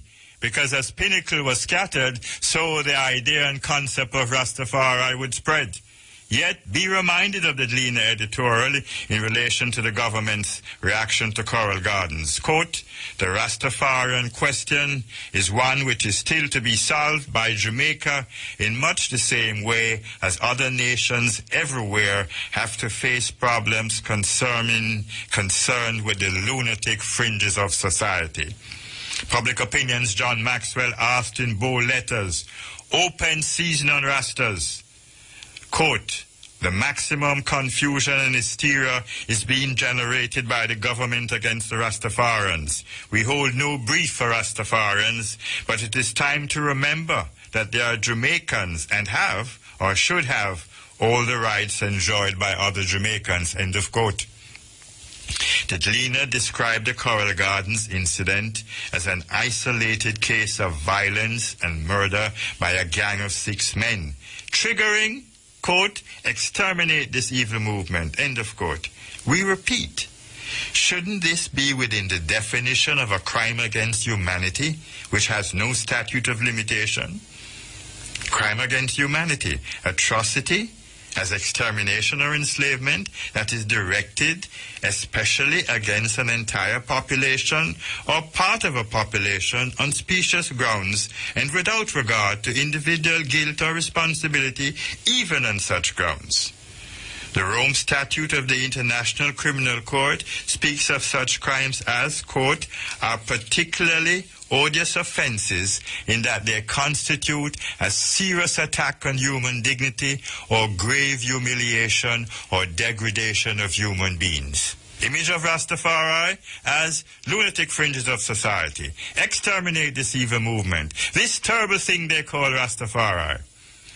Bustamante and the Chamber of Commerce aside, the other first cousin founding father and national hero Norman Manley, distinguished lawyer, had this to say about Rasta between 1959 to 61. Here is Manley talking. If you think he loves Rasta, listen. Anything that repudiates entirely the society in any respect, religion and culture, organization of the community in which it belongs, historically and geographically, is potentially dangerous. Shake your hands hard. And Norman Manley would tell the Barbados Advocate in 1960, Barbados Advocate, a newspaper in Barbados, that the Rastafarian movement was not around 30 years before, and it would not be around 30 years hence. Them I got tired to see her face. So much for the historical, cultural, and philosophical acumen of the Oxford University-trained scholar Norman Manley. But listen to some more of Manley. Norman Manley's politics of appeasing Rasta by involving the University College of the West Indies researching Rasta and exploring repatriation to African countries would be exposed in his communications with the Colonial Office, in which his tone was of humoring the Rastas. And in Garvey scholar Professor Robert Hill's paper, the paper University College of the West Indies 1960 report on the Rastafarian movement in Jamaica, the half that has never been told. And this article, this report hasn't come in any of the major media, the Gleaner, and it should, because listen here. The university is exposed as essentially working for the government secret service. And documentation is given of Norman Manley instructing through Home Affairs Minister William Seabright permission to, quote, kill Rasta, end of quote. It is 2014 and Rastafari, despite the intents of national heroes and founding fathers of Jamaica, two-party democracy, Alexander Bustamante and Norman Manley and the Chamber of Commerce, Rastafari is still alive and worldwide cross-culturally respected through message of music coming of the likes of Bob Marley, Peter Tosh, Burning Spear, Lucky Dube of South Africa, and others carrying message of Rastafari, His Imperial Majesty, Haile Selassie I. That difference of race, of religion, of culture, of tradition are not insuperable obstacles to the coming together of people. A message of universal morality for collective security. That spirituality is not theology or ideology. It is simply a way of life, pure and original, as was given by the Most High of creation. Spirituality is a network linking us to the Most High, the universe, and each other. Message in of music ever still finding resonance worldwide. So much so that Rastafari has projected Jamaica as a brand worldwide from which, ironically, the Chamber of Commerce benefits most significantly. And now, threatening with Rastafari philosophy being trivialized, vulgarized, of endorsement for private PROPHET/PROFIT promotion. It's a new crossword clue conspiracy of crucifixion of Rastafari, the trivialization of Rastafari. It is 2014. Rastafari assert its cultural integrity of being a peculiar people, ever seeking, trotting, sharing, riding rhythm of the primordial part of a network linking us to the Most High, the universe, and each other. A people's way of life, pure and original, as was given by the Most High of creation, has been, is being violated, disrespected in the government's continuing reaction to crimes against the humanity of Rastafari, which the Coral Gardens massacre and the continuing violence of the rape of the concept of the Pinnacle Commune most certainly are. And no statute of limitation is relevant to crimes against you. All right, you're inside of the Africa Forum, Running Africa, and the Africa Forum lecture being delivered this morning by Tekla Mikvet. The theme of Jamaica taking Rastafari seriously. Significance, controversy, Coral Gardens, 1963, and Leonard Howell's pinnacle concept complementing Marcus Garvey's holistic ideas of education, communal cultural consciousness for independently stimulating shared progress with peace. We return to Tekla Mikvet. I want us to note a pattern of harassment of Rastafari, harassment of Leonard Howell, and it leads to Coral Gardens, and it continues today, the disrespect, the pushing around, the double talk from government in dealing with Rastafari. Rastafari is an oddness that is inferior. Okay, ulterior motives were sensed in the harassment of charges over the years against Leonard Howell and the Pinnacle Commune. So much so that the Attorney General, an Englishman, felt obliged to word a statement after Howell was freed in 1944 of a charge of murdering his wife. See Helen Lee's book, First Rasta. Here I quote, this is the Attorney General. If, as I believe, Pinnacle belongs to or is leased by Leonard Howell and his organization, The government should take no steps to break up the settlements of his followers upon that property, despite the fact that their habits and customs do not conform to those usually adhered to by civilized communities. That's how they see us, you see. But at least they say we have the right to be what we are. To eye the government of Jamaica in its treatment of Rastafari in the issues of Coral Gardens and Pinnacle is like whites treating blacks as naive niggers, perpetually patronized. Recognizing Bob Marley's Rastafarian mission, revolutionary African conscious high priestess of soul Nina Simone sings, a music recorded shortly after Bob Marley transcended. The first words are the title of the music, and I quote, "I was just a dog to them. They didn't want to change, just a stupid dog to them with a funny-sounding name." Rastafari. Bob Marley died a week before Bratislava was a place to go. Just a stupid dog to them, just a silly clown to them, just a stupid dog to them. Now, everything will change. End of Simone's music. And I, Rastafari, say, no, everything must change. Law as justice now. It is 2014, and the government responding to claims of Rastafari for justice in relation to Coral Gardens and Pinnacle are saying that with Coral Gardens, the statute of limitation says claims must be made within 6 years of the act of infringement of rights. And so Rastafari rights are something that happened in 63 and are by and large without merit in 2014. And they are saying that other people have obtained legal rights to Leonard Howell's Rastafari Pinnacle, which is only possible in collusion with a government bad-minded, wanton abdication of sense of culture, history and justice. Law is not always of justice. In relation to Coral Gardens, apology and compensation, and Pinnacle rehabilitation in possession of Rastafari for the nation and the world, stop the pussyfooting and playing of insular bedfellow, mutual back-scratching, catty, perverse politics. Rastafari urges all well-thinking people, let law become justice. I refer you to Isaiah 59:14. Quote, "Justice is turned back, and righteousness stands afar off. For truth is fallen in the street, and equity cannot enter." Isaiah 59:14. Let there be more fervor for law becoming justice. Close the argument by seeing the abuse of Rastafari in the issues of Coral Gardens and Pinnacle. See it as in effect crimes against humanity, despite general abuse being related to any required debt quotient. Let equity enter. Let law become justice. Let the jurisprudence of power exercised in the mighty cartel or the alliance control of market profit benefiting minority, as in the alliance of government and corporate Jamaica, let such alliances serve the cause of justice, not the possibilities of malleable, putrid law.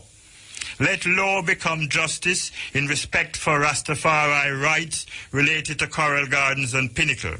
Let lovers of justice join Rastafari march of faith, demanding rights long overdue. So let it be as one love for justice, not the inherent bias of inherited abusive colonial law.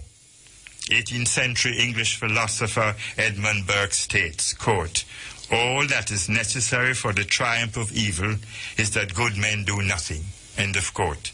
And His Imperial Majesty states, quote, "Throughout history, it has been the inaction of those who could have acted, the indifference of those who should have known better, the silence of the voice of justice when it mattered most, that has made it possible for evil to triumph." Join us.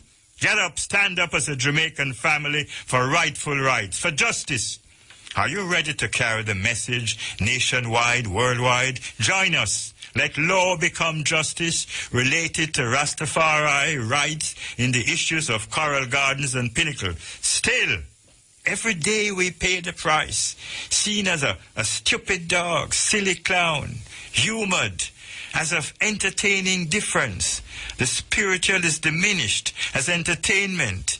We have curiously exotic local culture for commercializing internationally, or seen as unnerving, desperate delirium of identity, vindicating self as of an idea explored of the Bible. And this idea is that people are what they come of.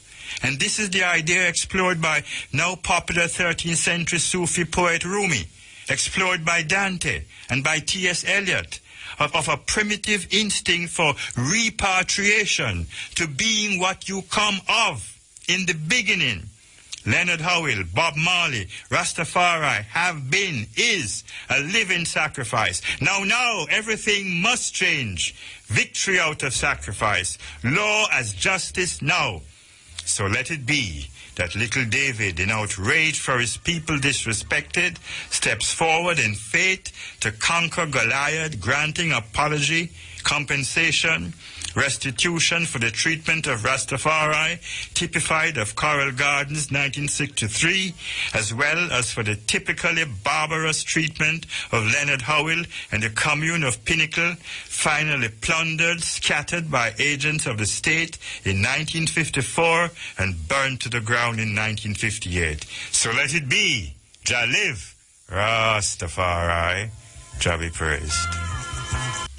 Sister Gloria was scheduled to be in the studio, but she's actually up in the hills filming in part of a documentary that is being done there on about Queen Nanny of the Maroons. And so we join her from the mountains. Sister Gloria, good morning. Good morning, Sister Andrea. Good morning. Good morning to Jamaica. Yes, all my people out here, battered, shot, and oppressed. I said there's a ray of light. Sister Gloria, so with this installment, your title now is what? Gamma. Gamma. So the G is silent. Yeah, they say Gamma. Gamma. G-A-A-M-A-N-G. That's how they call it over there, Gamma. Okay. But in English spelling it is G-A-A-M-A, Gamma. Okay, Gamma. And that is similar to Paramount Chief, what we know as Paramount Chief? Paramount Chief, yes. It's a lifetime honor, and your that make you internal. The Gamma is chief over all the chiefs. Mm-hmm. So he's the one that give all they come to him for anything at all they do, whatever they have in mind to either establish or being established, they would take it to the government for his honor or his blessings, you know. All right. Well, let me just congratulate you on this installment. What does it mean for you in Jamaica? And then talk about how it works in Suriname. But just quickly, what does that mean in Jamaica in terms of the Maroon community itself? Well, you know that it was never here before. When we went to the Daman after we signed the Memorandum of Cooperation in the Maroon Women Conference that I attended, yes, we had to take the documents up to him, you know, and it's a protocol. You have to go to the district commissioner first. So when it was given to me, we realized that there was never yet a gammon in Jamaica. So he said without the gammon in Jamaica, then the Maroon governance has never been established. Okay. And then we are not free, so we need to have that, because that is how the governance is instituted, and it is what they save off that they know from Africa when they take them there, they run to the hills and immediately institute what they know as a governance. Mm-hmm. How does this installation work with, say, how you relate now and what the relationship is among the colonels? Because now in Jamaica we have colonels. How does that work? Are you the head of all the colonels? Well, you know, it's something that has never been in Jamaica before. Mm-hmm. You know. So it's new to them. So what I'm doing now, even though it's not new, it's our ancient way that we should have preserved, if we preserve anything at all. So what I'm here I know I have to use a lot of tolerance and understanding and humility, you know, and in dialogue, so that you do not want to work with a conflict, because I am here for unity. And when I set out, the spirit that works with me, when I set out on a mission, it has, you know, to be accomplished. That is where I stand. All right. Whatever it takes for me to accomplish the mission, that is my focus. So whatever I have to do, whatever diplomacy, whatever humility, whatever tolerance, whatever forbearance, that is, the spirit has equipped me with that, these energies to be there to see to it that the mission is done. So that is where I stand. All right, I understand perfectly. And then when you that they said, as they institute me, they said I am the first female, so that made me queen of all. It's just the African culture. It stands for Rastafari. It stands for the Africanness that we have around here. There's no division. There's no divide and conquer energy in what we are doing. You understand? All right. So I did a lot of defenses. I know that there will be defenses. I know there will be offenses. I know that, you know, one will not want it to go, but I am standing on what my ancestors preserved, what they died for, what they fought for, what they suffered for, the ancestral. All right, Sister Gloria, one of the things I want you to do is that obviously we still expect you to come into the studio and we talk some more about what it entails politically, because it is also a political office, so that when you come into the studio, we'll talk a little bit more about that. In terms of the ceremony itself, the installation ceremony, what did it involve? Well, it involved the traditional way of our ancestors coming from Africa, how they install, using the herbs, using indigenous things, going to the environment like the river, as they are the river people. As you say, we are the mountain maroons, and they are the river maroons. So when the mountain meet the river, then things are possible. So when they use the river and they take me and cleanse me first at the river with herbs that they brought down with them from Suriname, and they put me through that whole procedure.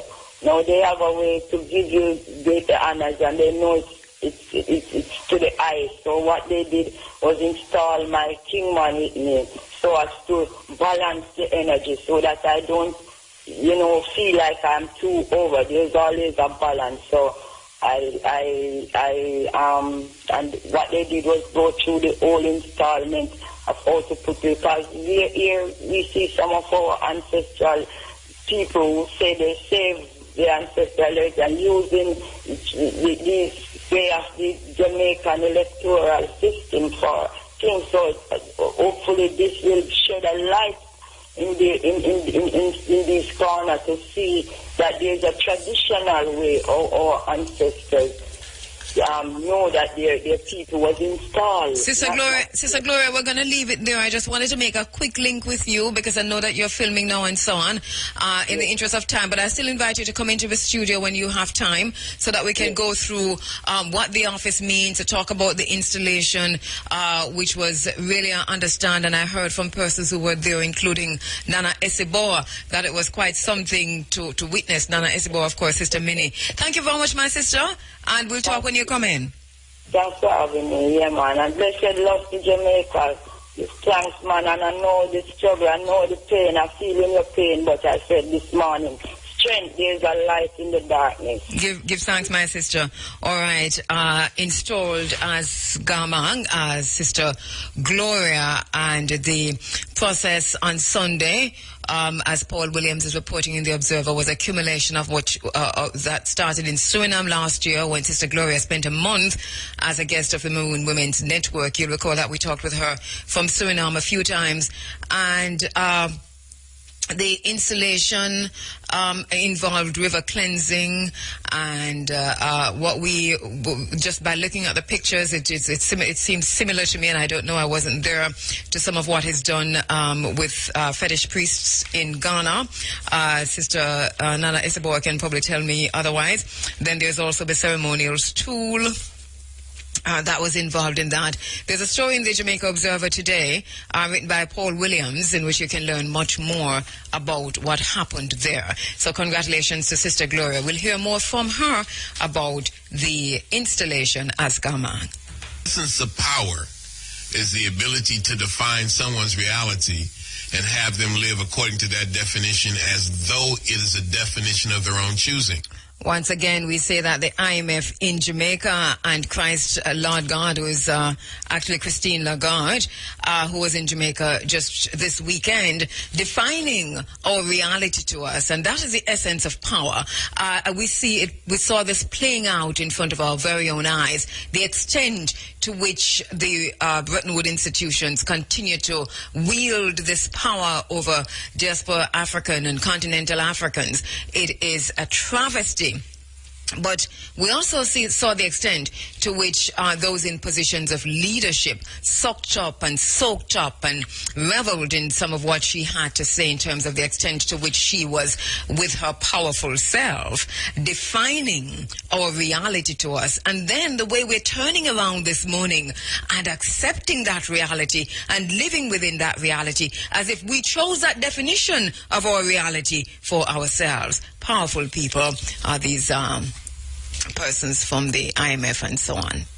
Powerful, powerful people. As we continue to blaze new paths towards Africa's rendezvous with destiny, we still have 300, just about 300 young girls who have disappeared or have been disappeared in Nigeria by Boko Haram. Bring back our girls. The hashtag is not even trending anymore. But these 300, just about 300 girls still haven't been found, and we have heard that more women have been kidnapped in Nigeria.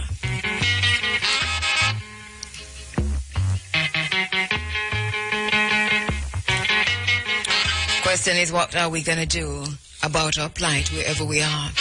Another question has to do with the treaty signed between the British and the Maroons. Is that treaty still valid? Because we understand that at the Maroon event at Charlestown, Asafu Yard, that the Minister Golding talked about the extent to which the Maroons might have, and hope we're not taking tales out of school, but we understand, allegedly, that he said that the Maroons might be the ones with the power in Jamaica to plant ganja without the kind of repercussions that others would have. Is this true? Did he say that? And if he said that, what does that mean? And I'm saying he allegedly said it. What does that mean if he actually said it?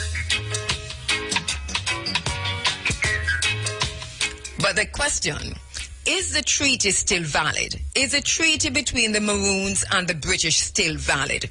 And if it is valid, and let us say that we had a situation like we see in Egypt, or the Morant Bay Rebellion, or that we see happening even Haiti or anywhere else, because we see a lot of changes taking place.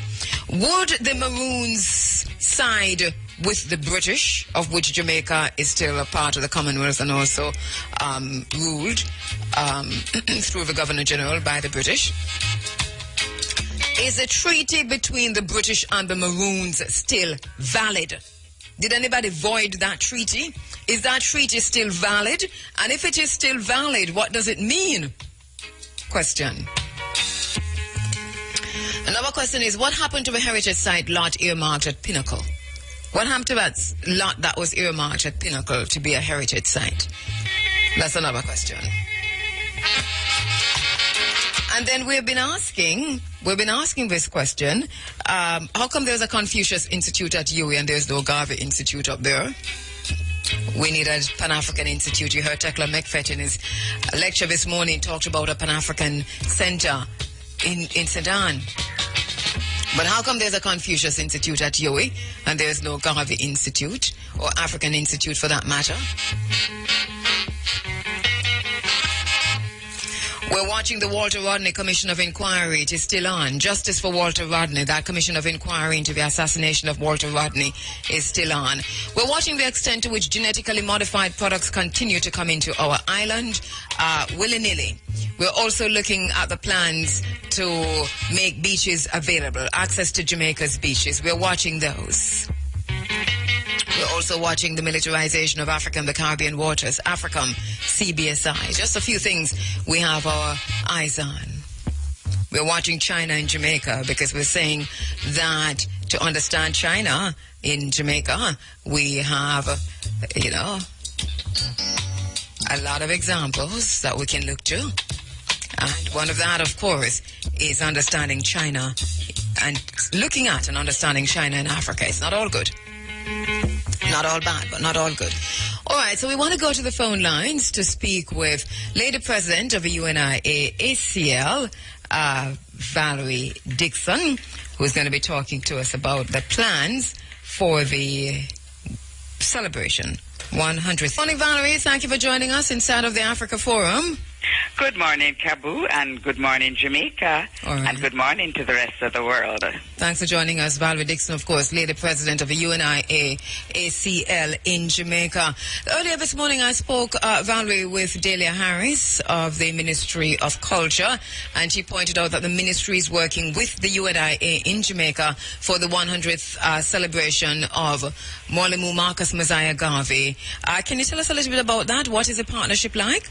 Well, the partnership is a good one because the government is actually recognizing the importance of this special celebration, this milestone celebration of the UNIA ACL.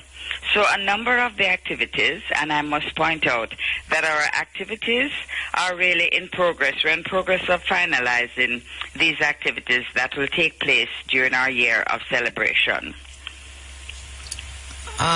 Well, it's now almost July. The year started in January. Well, yes, we have been doing things, but the main focus will be what happens from July 20th, where we all know that this was the time that the UNIA ACL was founded.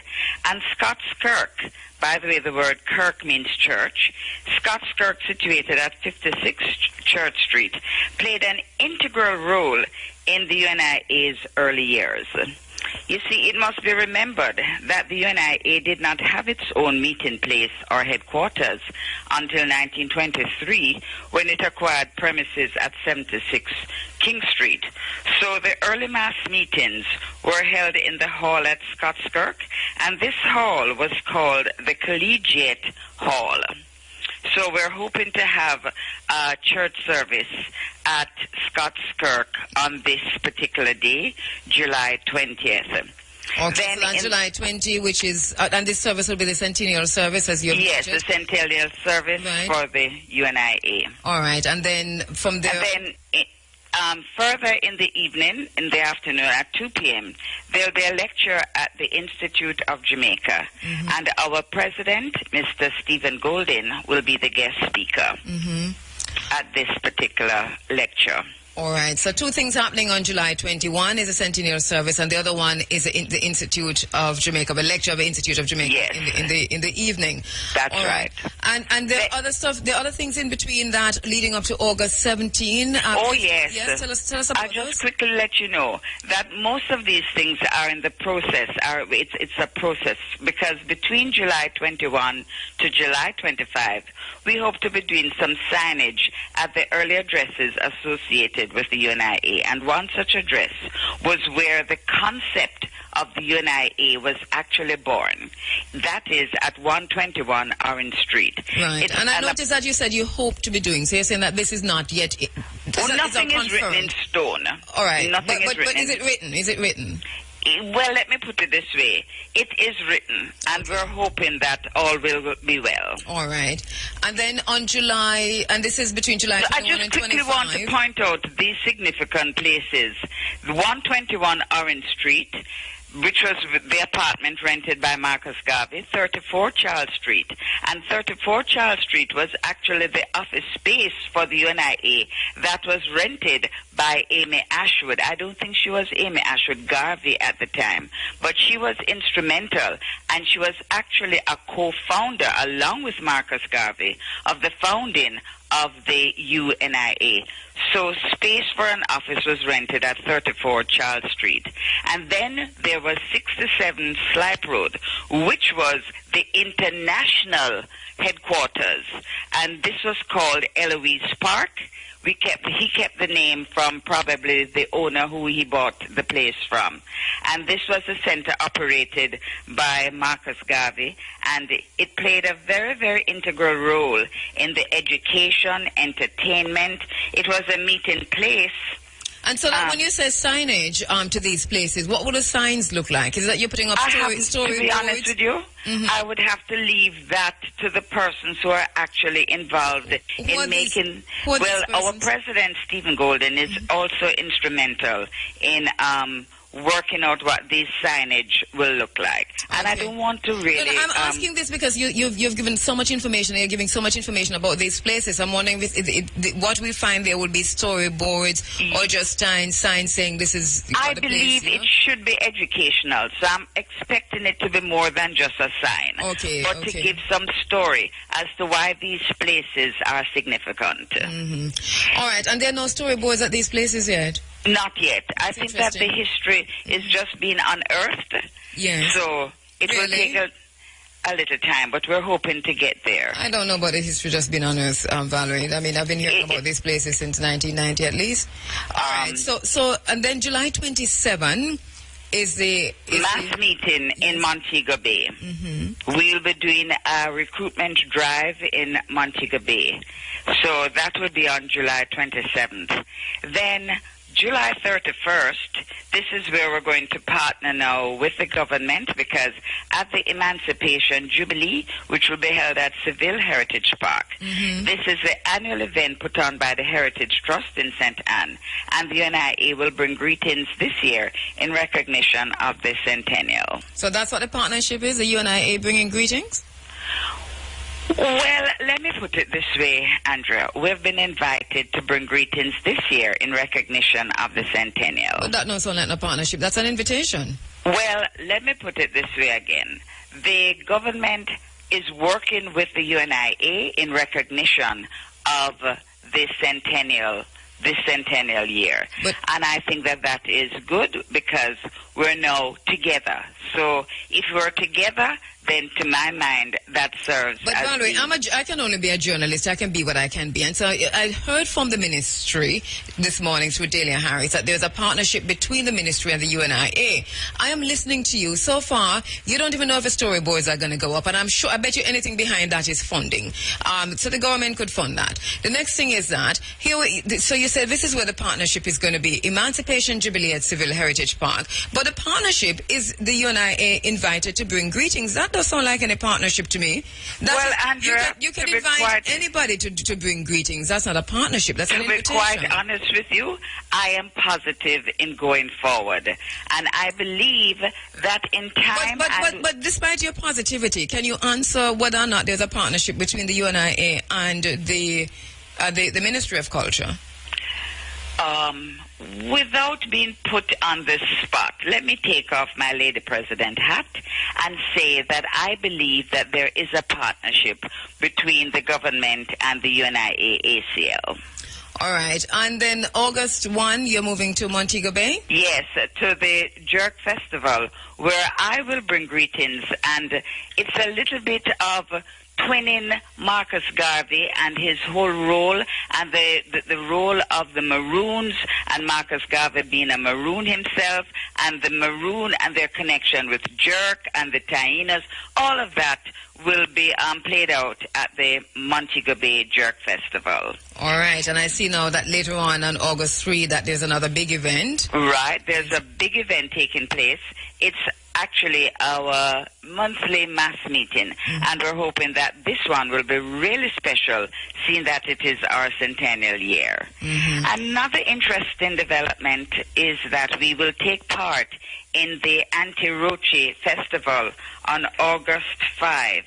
Now, the Anti-Roche Festival, as you know, Miss Lou was very much in charge of Anti-Roche, bringing that sort of awareness to children in particular and adults too. And this Anti-Roche Film Festival, we're going to be featuring a short film based on an audio recording by Amy Ashwood Garvey.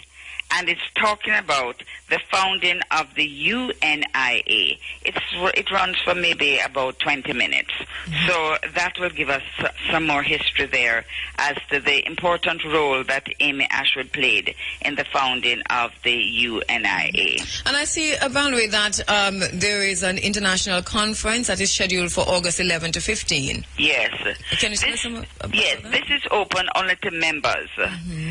And we are going to be looking at quite a number of items that we think are germane and important to Marcus Garvey and to our members. So we're going to be looking at topics that the membership will be dealing with. Okay, so you expect, and it says international conference, you expect other members from across the world, to come in for that conference. Will be coming for that. And then August 17, which is the actual birth date of Marcus Messiah Garvey. What's happening there? I need to let the whole world know, and Jamaica in particular, that this year our awards function will be at Devon House, and it's on a Sunday, and it's going to start a little earlier than the other Garvey Awards functions that we've been having. So please bear in mind that this will begin at 3 o'clock at Devon House.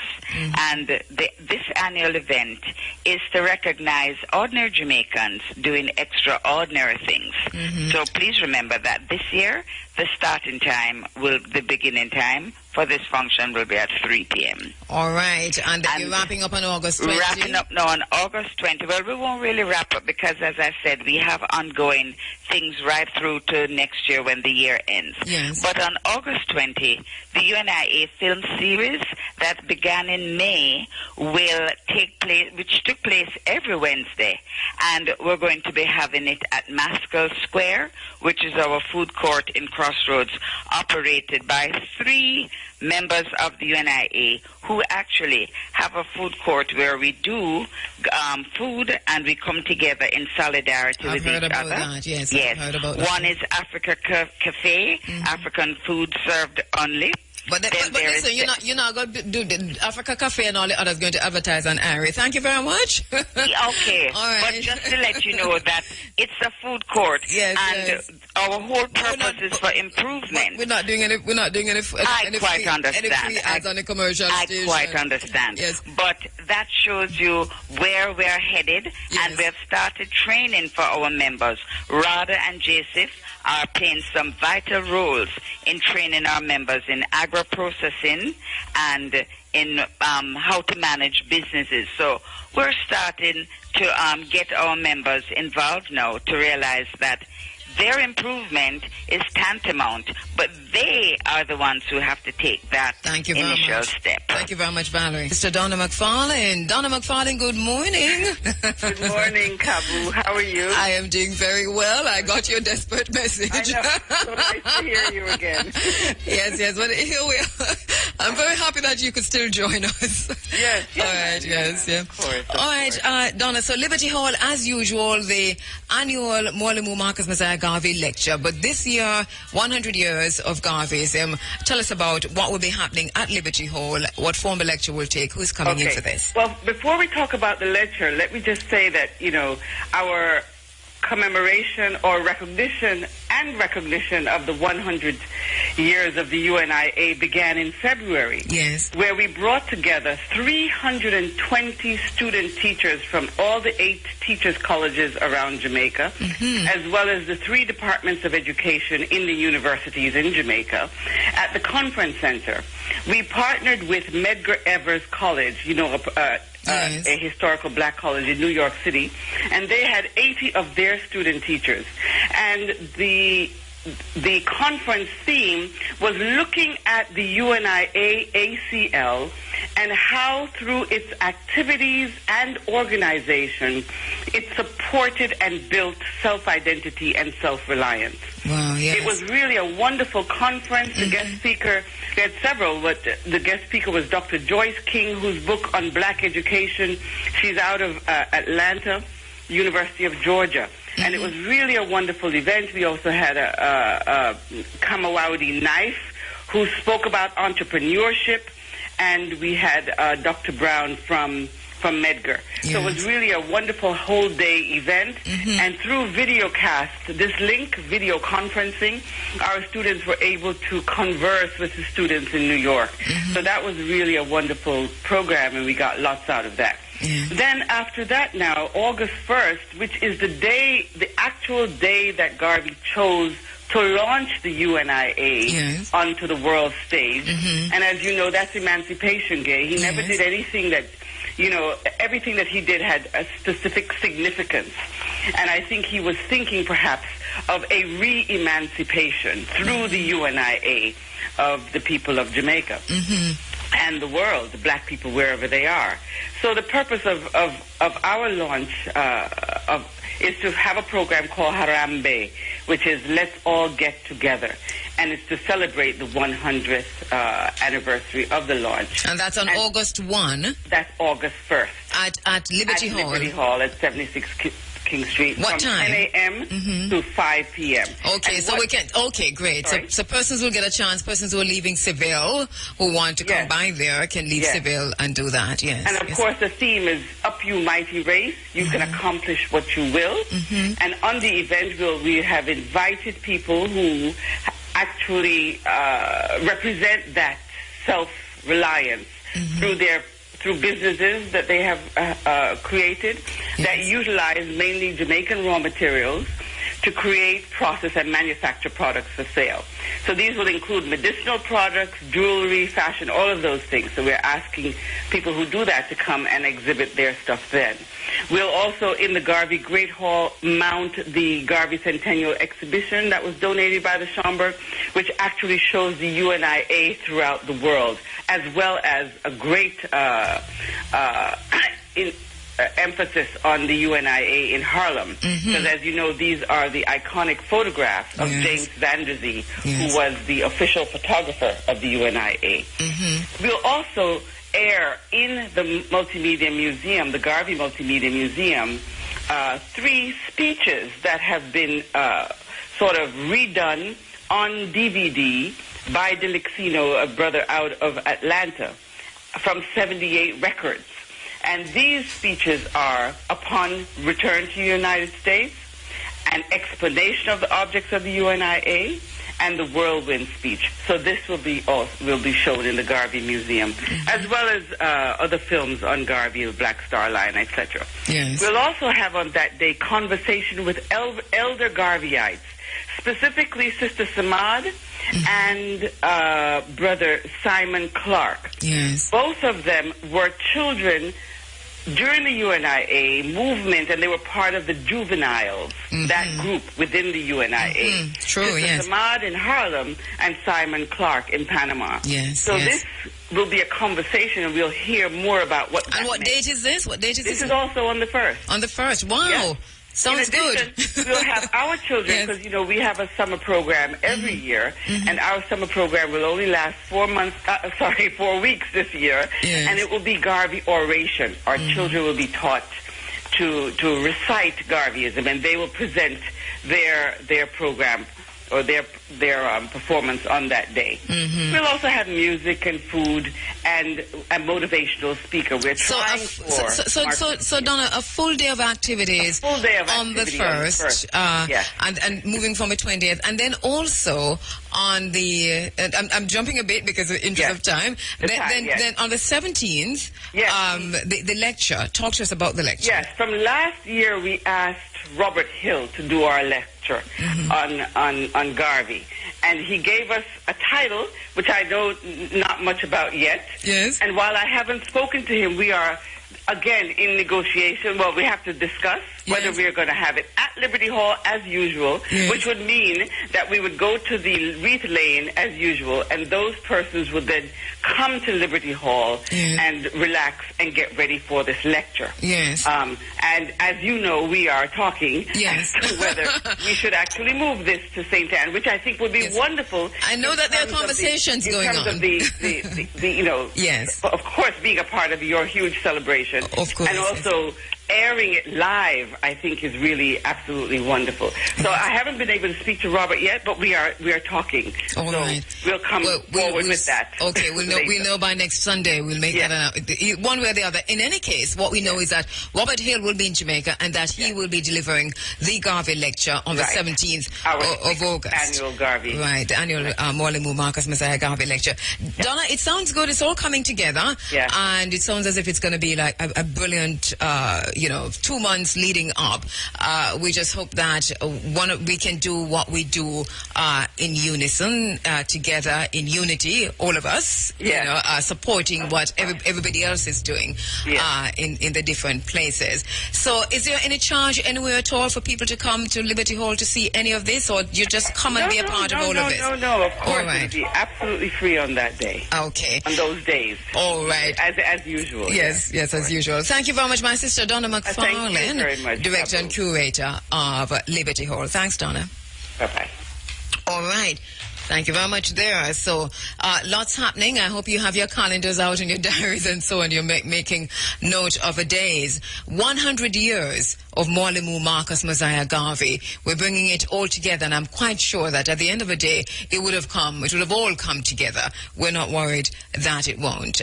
There is a critical mass, as my brother Jerry says, and we will see to it that it happens. I was saying before, and I was quoting Bobby E. Wright when I was saying that. By the way, let me just say quickly to Adrian Bailey Hay, we're trying to get to you, Mr. Adrian Bailey Hay, because there's also a very massive event happening at Croydon in the mountains on August 1, Emancipation Day. That is contested, but this is where Sam Sharp was born. And so we want to go there. IRFM will be there. We're rolling out the big bad shark wave, and we're heading up to Sam Sharp territory. And we're going to be broadcasting live all day on August 1. Adrian, we're trying to get to you on the phone lines to hear a little bit more about what that will entail. So if you pick up your phones. All right, so we were quoting Bobby E. Wright before on education and culture, where he says that education is a political dynamic, and that one of the most tragic beliefs widely shared by blacks throughout the world is that white-controlled educational institutions will educate our children. And this is sad. All institutions, he says, serve to perpetuate the social theory of the group which created them. It's important for us to remember that as we focus on developing our own social theory, a social theory determining the destiny of our people, our own destiny. Mwalimu Marcus Messiah Garvey, Bobby E. Wright, and so many others, Amos Wilson, have laid the foundation for that social theory, establishing guidelines of life, defining our relationship with other living things, defining our values and our rituals. And rituals are very, very important. Values are important to a people. Whose values are we buying into? Whose values have we tapped into? And how is that then defining who we have become and who we are becoming? So the social theories is very, very important. One of the first places to go, though, is to look at education. I challenge you, young laborites and PNPYOs, to be different from your elders. Because if you are not different, if you do not change, then the hope that we are tapping into, which you represent, the hope for politics in Jamaica as we know it, is dead. But if you do not change, our children will rise up. Our children will make the change. Of that we are sure. Our children will rise up. A race of people is like an individual man until it uses its own talent, takes pride in its own history, expresses its own culture, affirms its own selfhood. It can never fulfill itself. Leaving you with the words of Malcolm X. Yeah, man, this is Clive, a.k.a. Chris Zogo, you know. Well, you can give me a minute to make a talk to your listeners, them. Yeah, man, this, you're talking to Muta listener from Jamaica, US, Britain, and the world, you know. especially the one them that on YouTube and Butte-based and Roman channel. You know, for over 20 years, Muta highlight problem them and I get solution. But you know, I see black people, but Muta alone can't do it alone, you know. But all we do, as them listening, we do we talk and we complain amongst ourselves and pass blame and we the government, white man, rich man, and Jah and Jesus to solve them. Black people, if you know, say, and a responsibility that other people solve them problem, you know. If you know, say, the man we have been put by his neck, now take it off and let you lick it off and pump him in the face and step in a thing short. Government has do good, you know. Because you see them a drive Pajero and the regular artists, them alright, because them don't make it. And you see them a pop champagne, flat BMW. And I be a big mansion, but, you know, them not be no factory for employ. You know, the problem that I face working and poor class don't affect them. I can't believe how fool on be, you know, they're wait for same people who cause the problem to fix it. We complain about foreigner buy up Jamaica, but instead, we buy up Jamaica, we buy up foreign goods. You know when I think say then get the money from. I see the money when I buy them goods then use back and come buy up Jamaica to use against you. They complain about Monsanto, but we shop at the supermarket all the time. And we don't even try to create our own supermarket that we sell our own organic food. So we leave it up to them to solve our problem with them create. Marcus Garvey say, if we can't do what other races do, you know, we don't deserve to die. And that is exactly what happened to me right now. If you can't own the wholesale like the China man, you don't deserve to stay poor and jobless. If you can't own the multinational like the white man, you don't stay at the bottom of the political and economic system and big IMF. If you can't own the big farm like Monsanto, you don't deserve to die from cancer and death of famine. Muta give you enough solution to your problem. But Muta, you alone don't have the money to solve a big problem, yeah.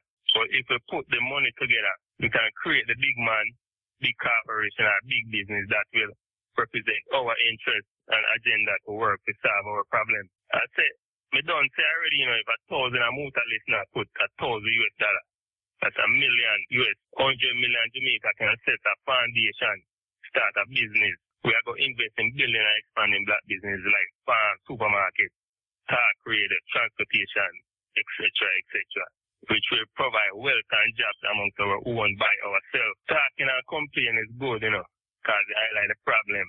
But it's time to build business and structure to solve the problem that we complain about so much. Every race have them structure set up. That is why you can see Chinese come from China, set up shop, and start it out with all Chinese need. All a black man know to do is just be a buyer. You can't even blame the Chinese, you know, because they're not doing it for yourself anyways. My solution, I know the be all and all, but it's one thing that is in your power to do and can create a system that will outlast us all alive now, you know. Muta is the only man in Jamaica I feel that is trustworthy. That is why I'm willing to invest $1,000 US in him to set up a business to build our system. There must be at least, you know, 1,000 of him listeners who believe in real self-reliance. If not, I guess black Jamaican is doomed to want to be beggars. $1,000, I don't know, you know, why? Because, you know, Jamaicans spend more than that on ganja, liquor, bleaching cream, clothes and car and big house, etc. You know, overconsumption. If you don't have 1,000, then you know what? Can't get 10 people to join you as one then. So I want all the serious Muta listeners them to email muta@irfm.net. Call up and tell them say, you're ready to invest in him to build a phone system. So that me want to the people in Muta. Blessed man, give thanks. That sounds serious. That sounds very, very serious.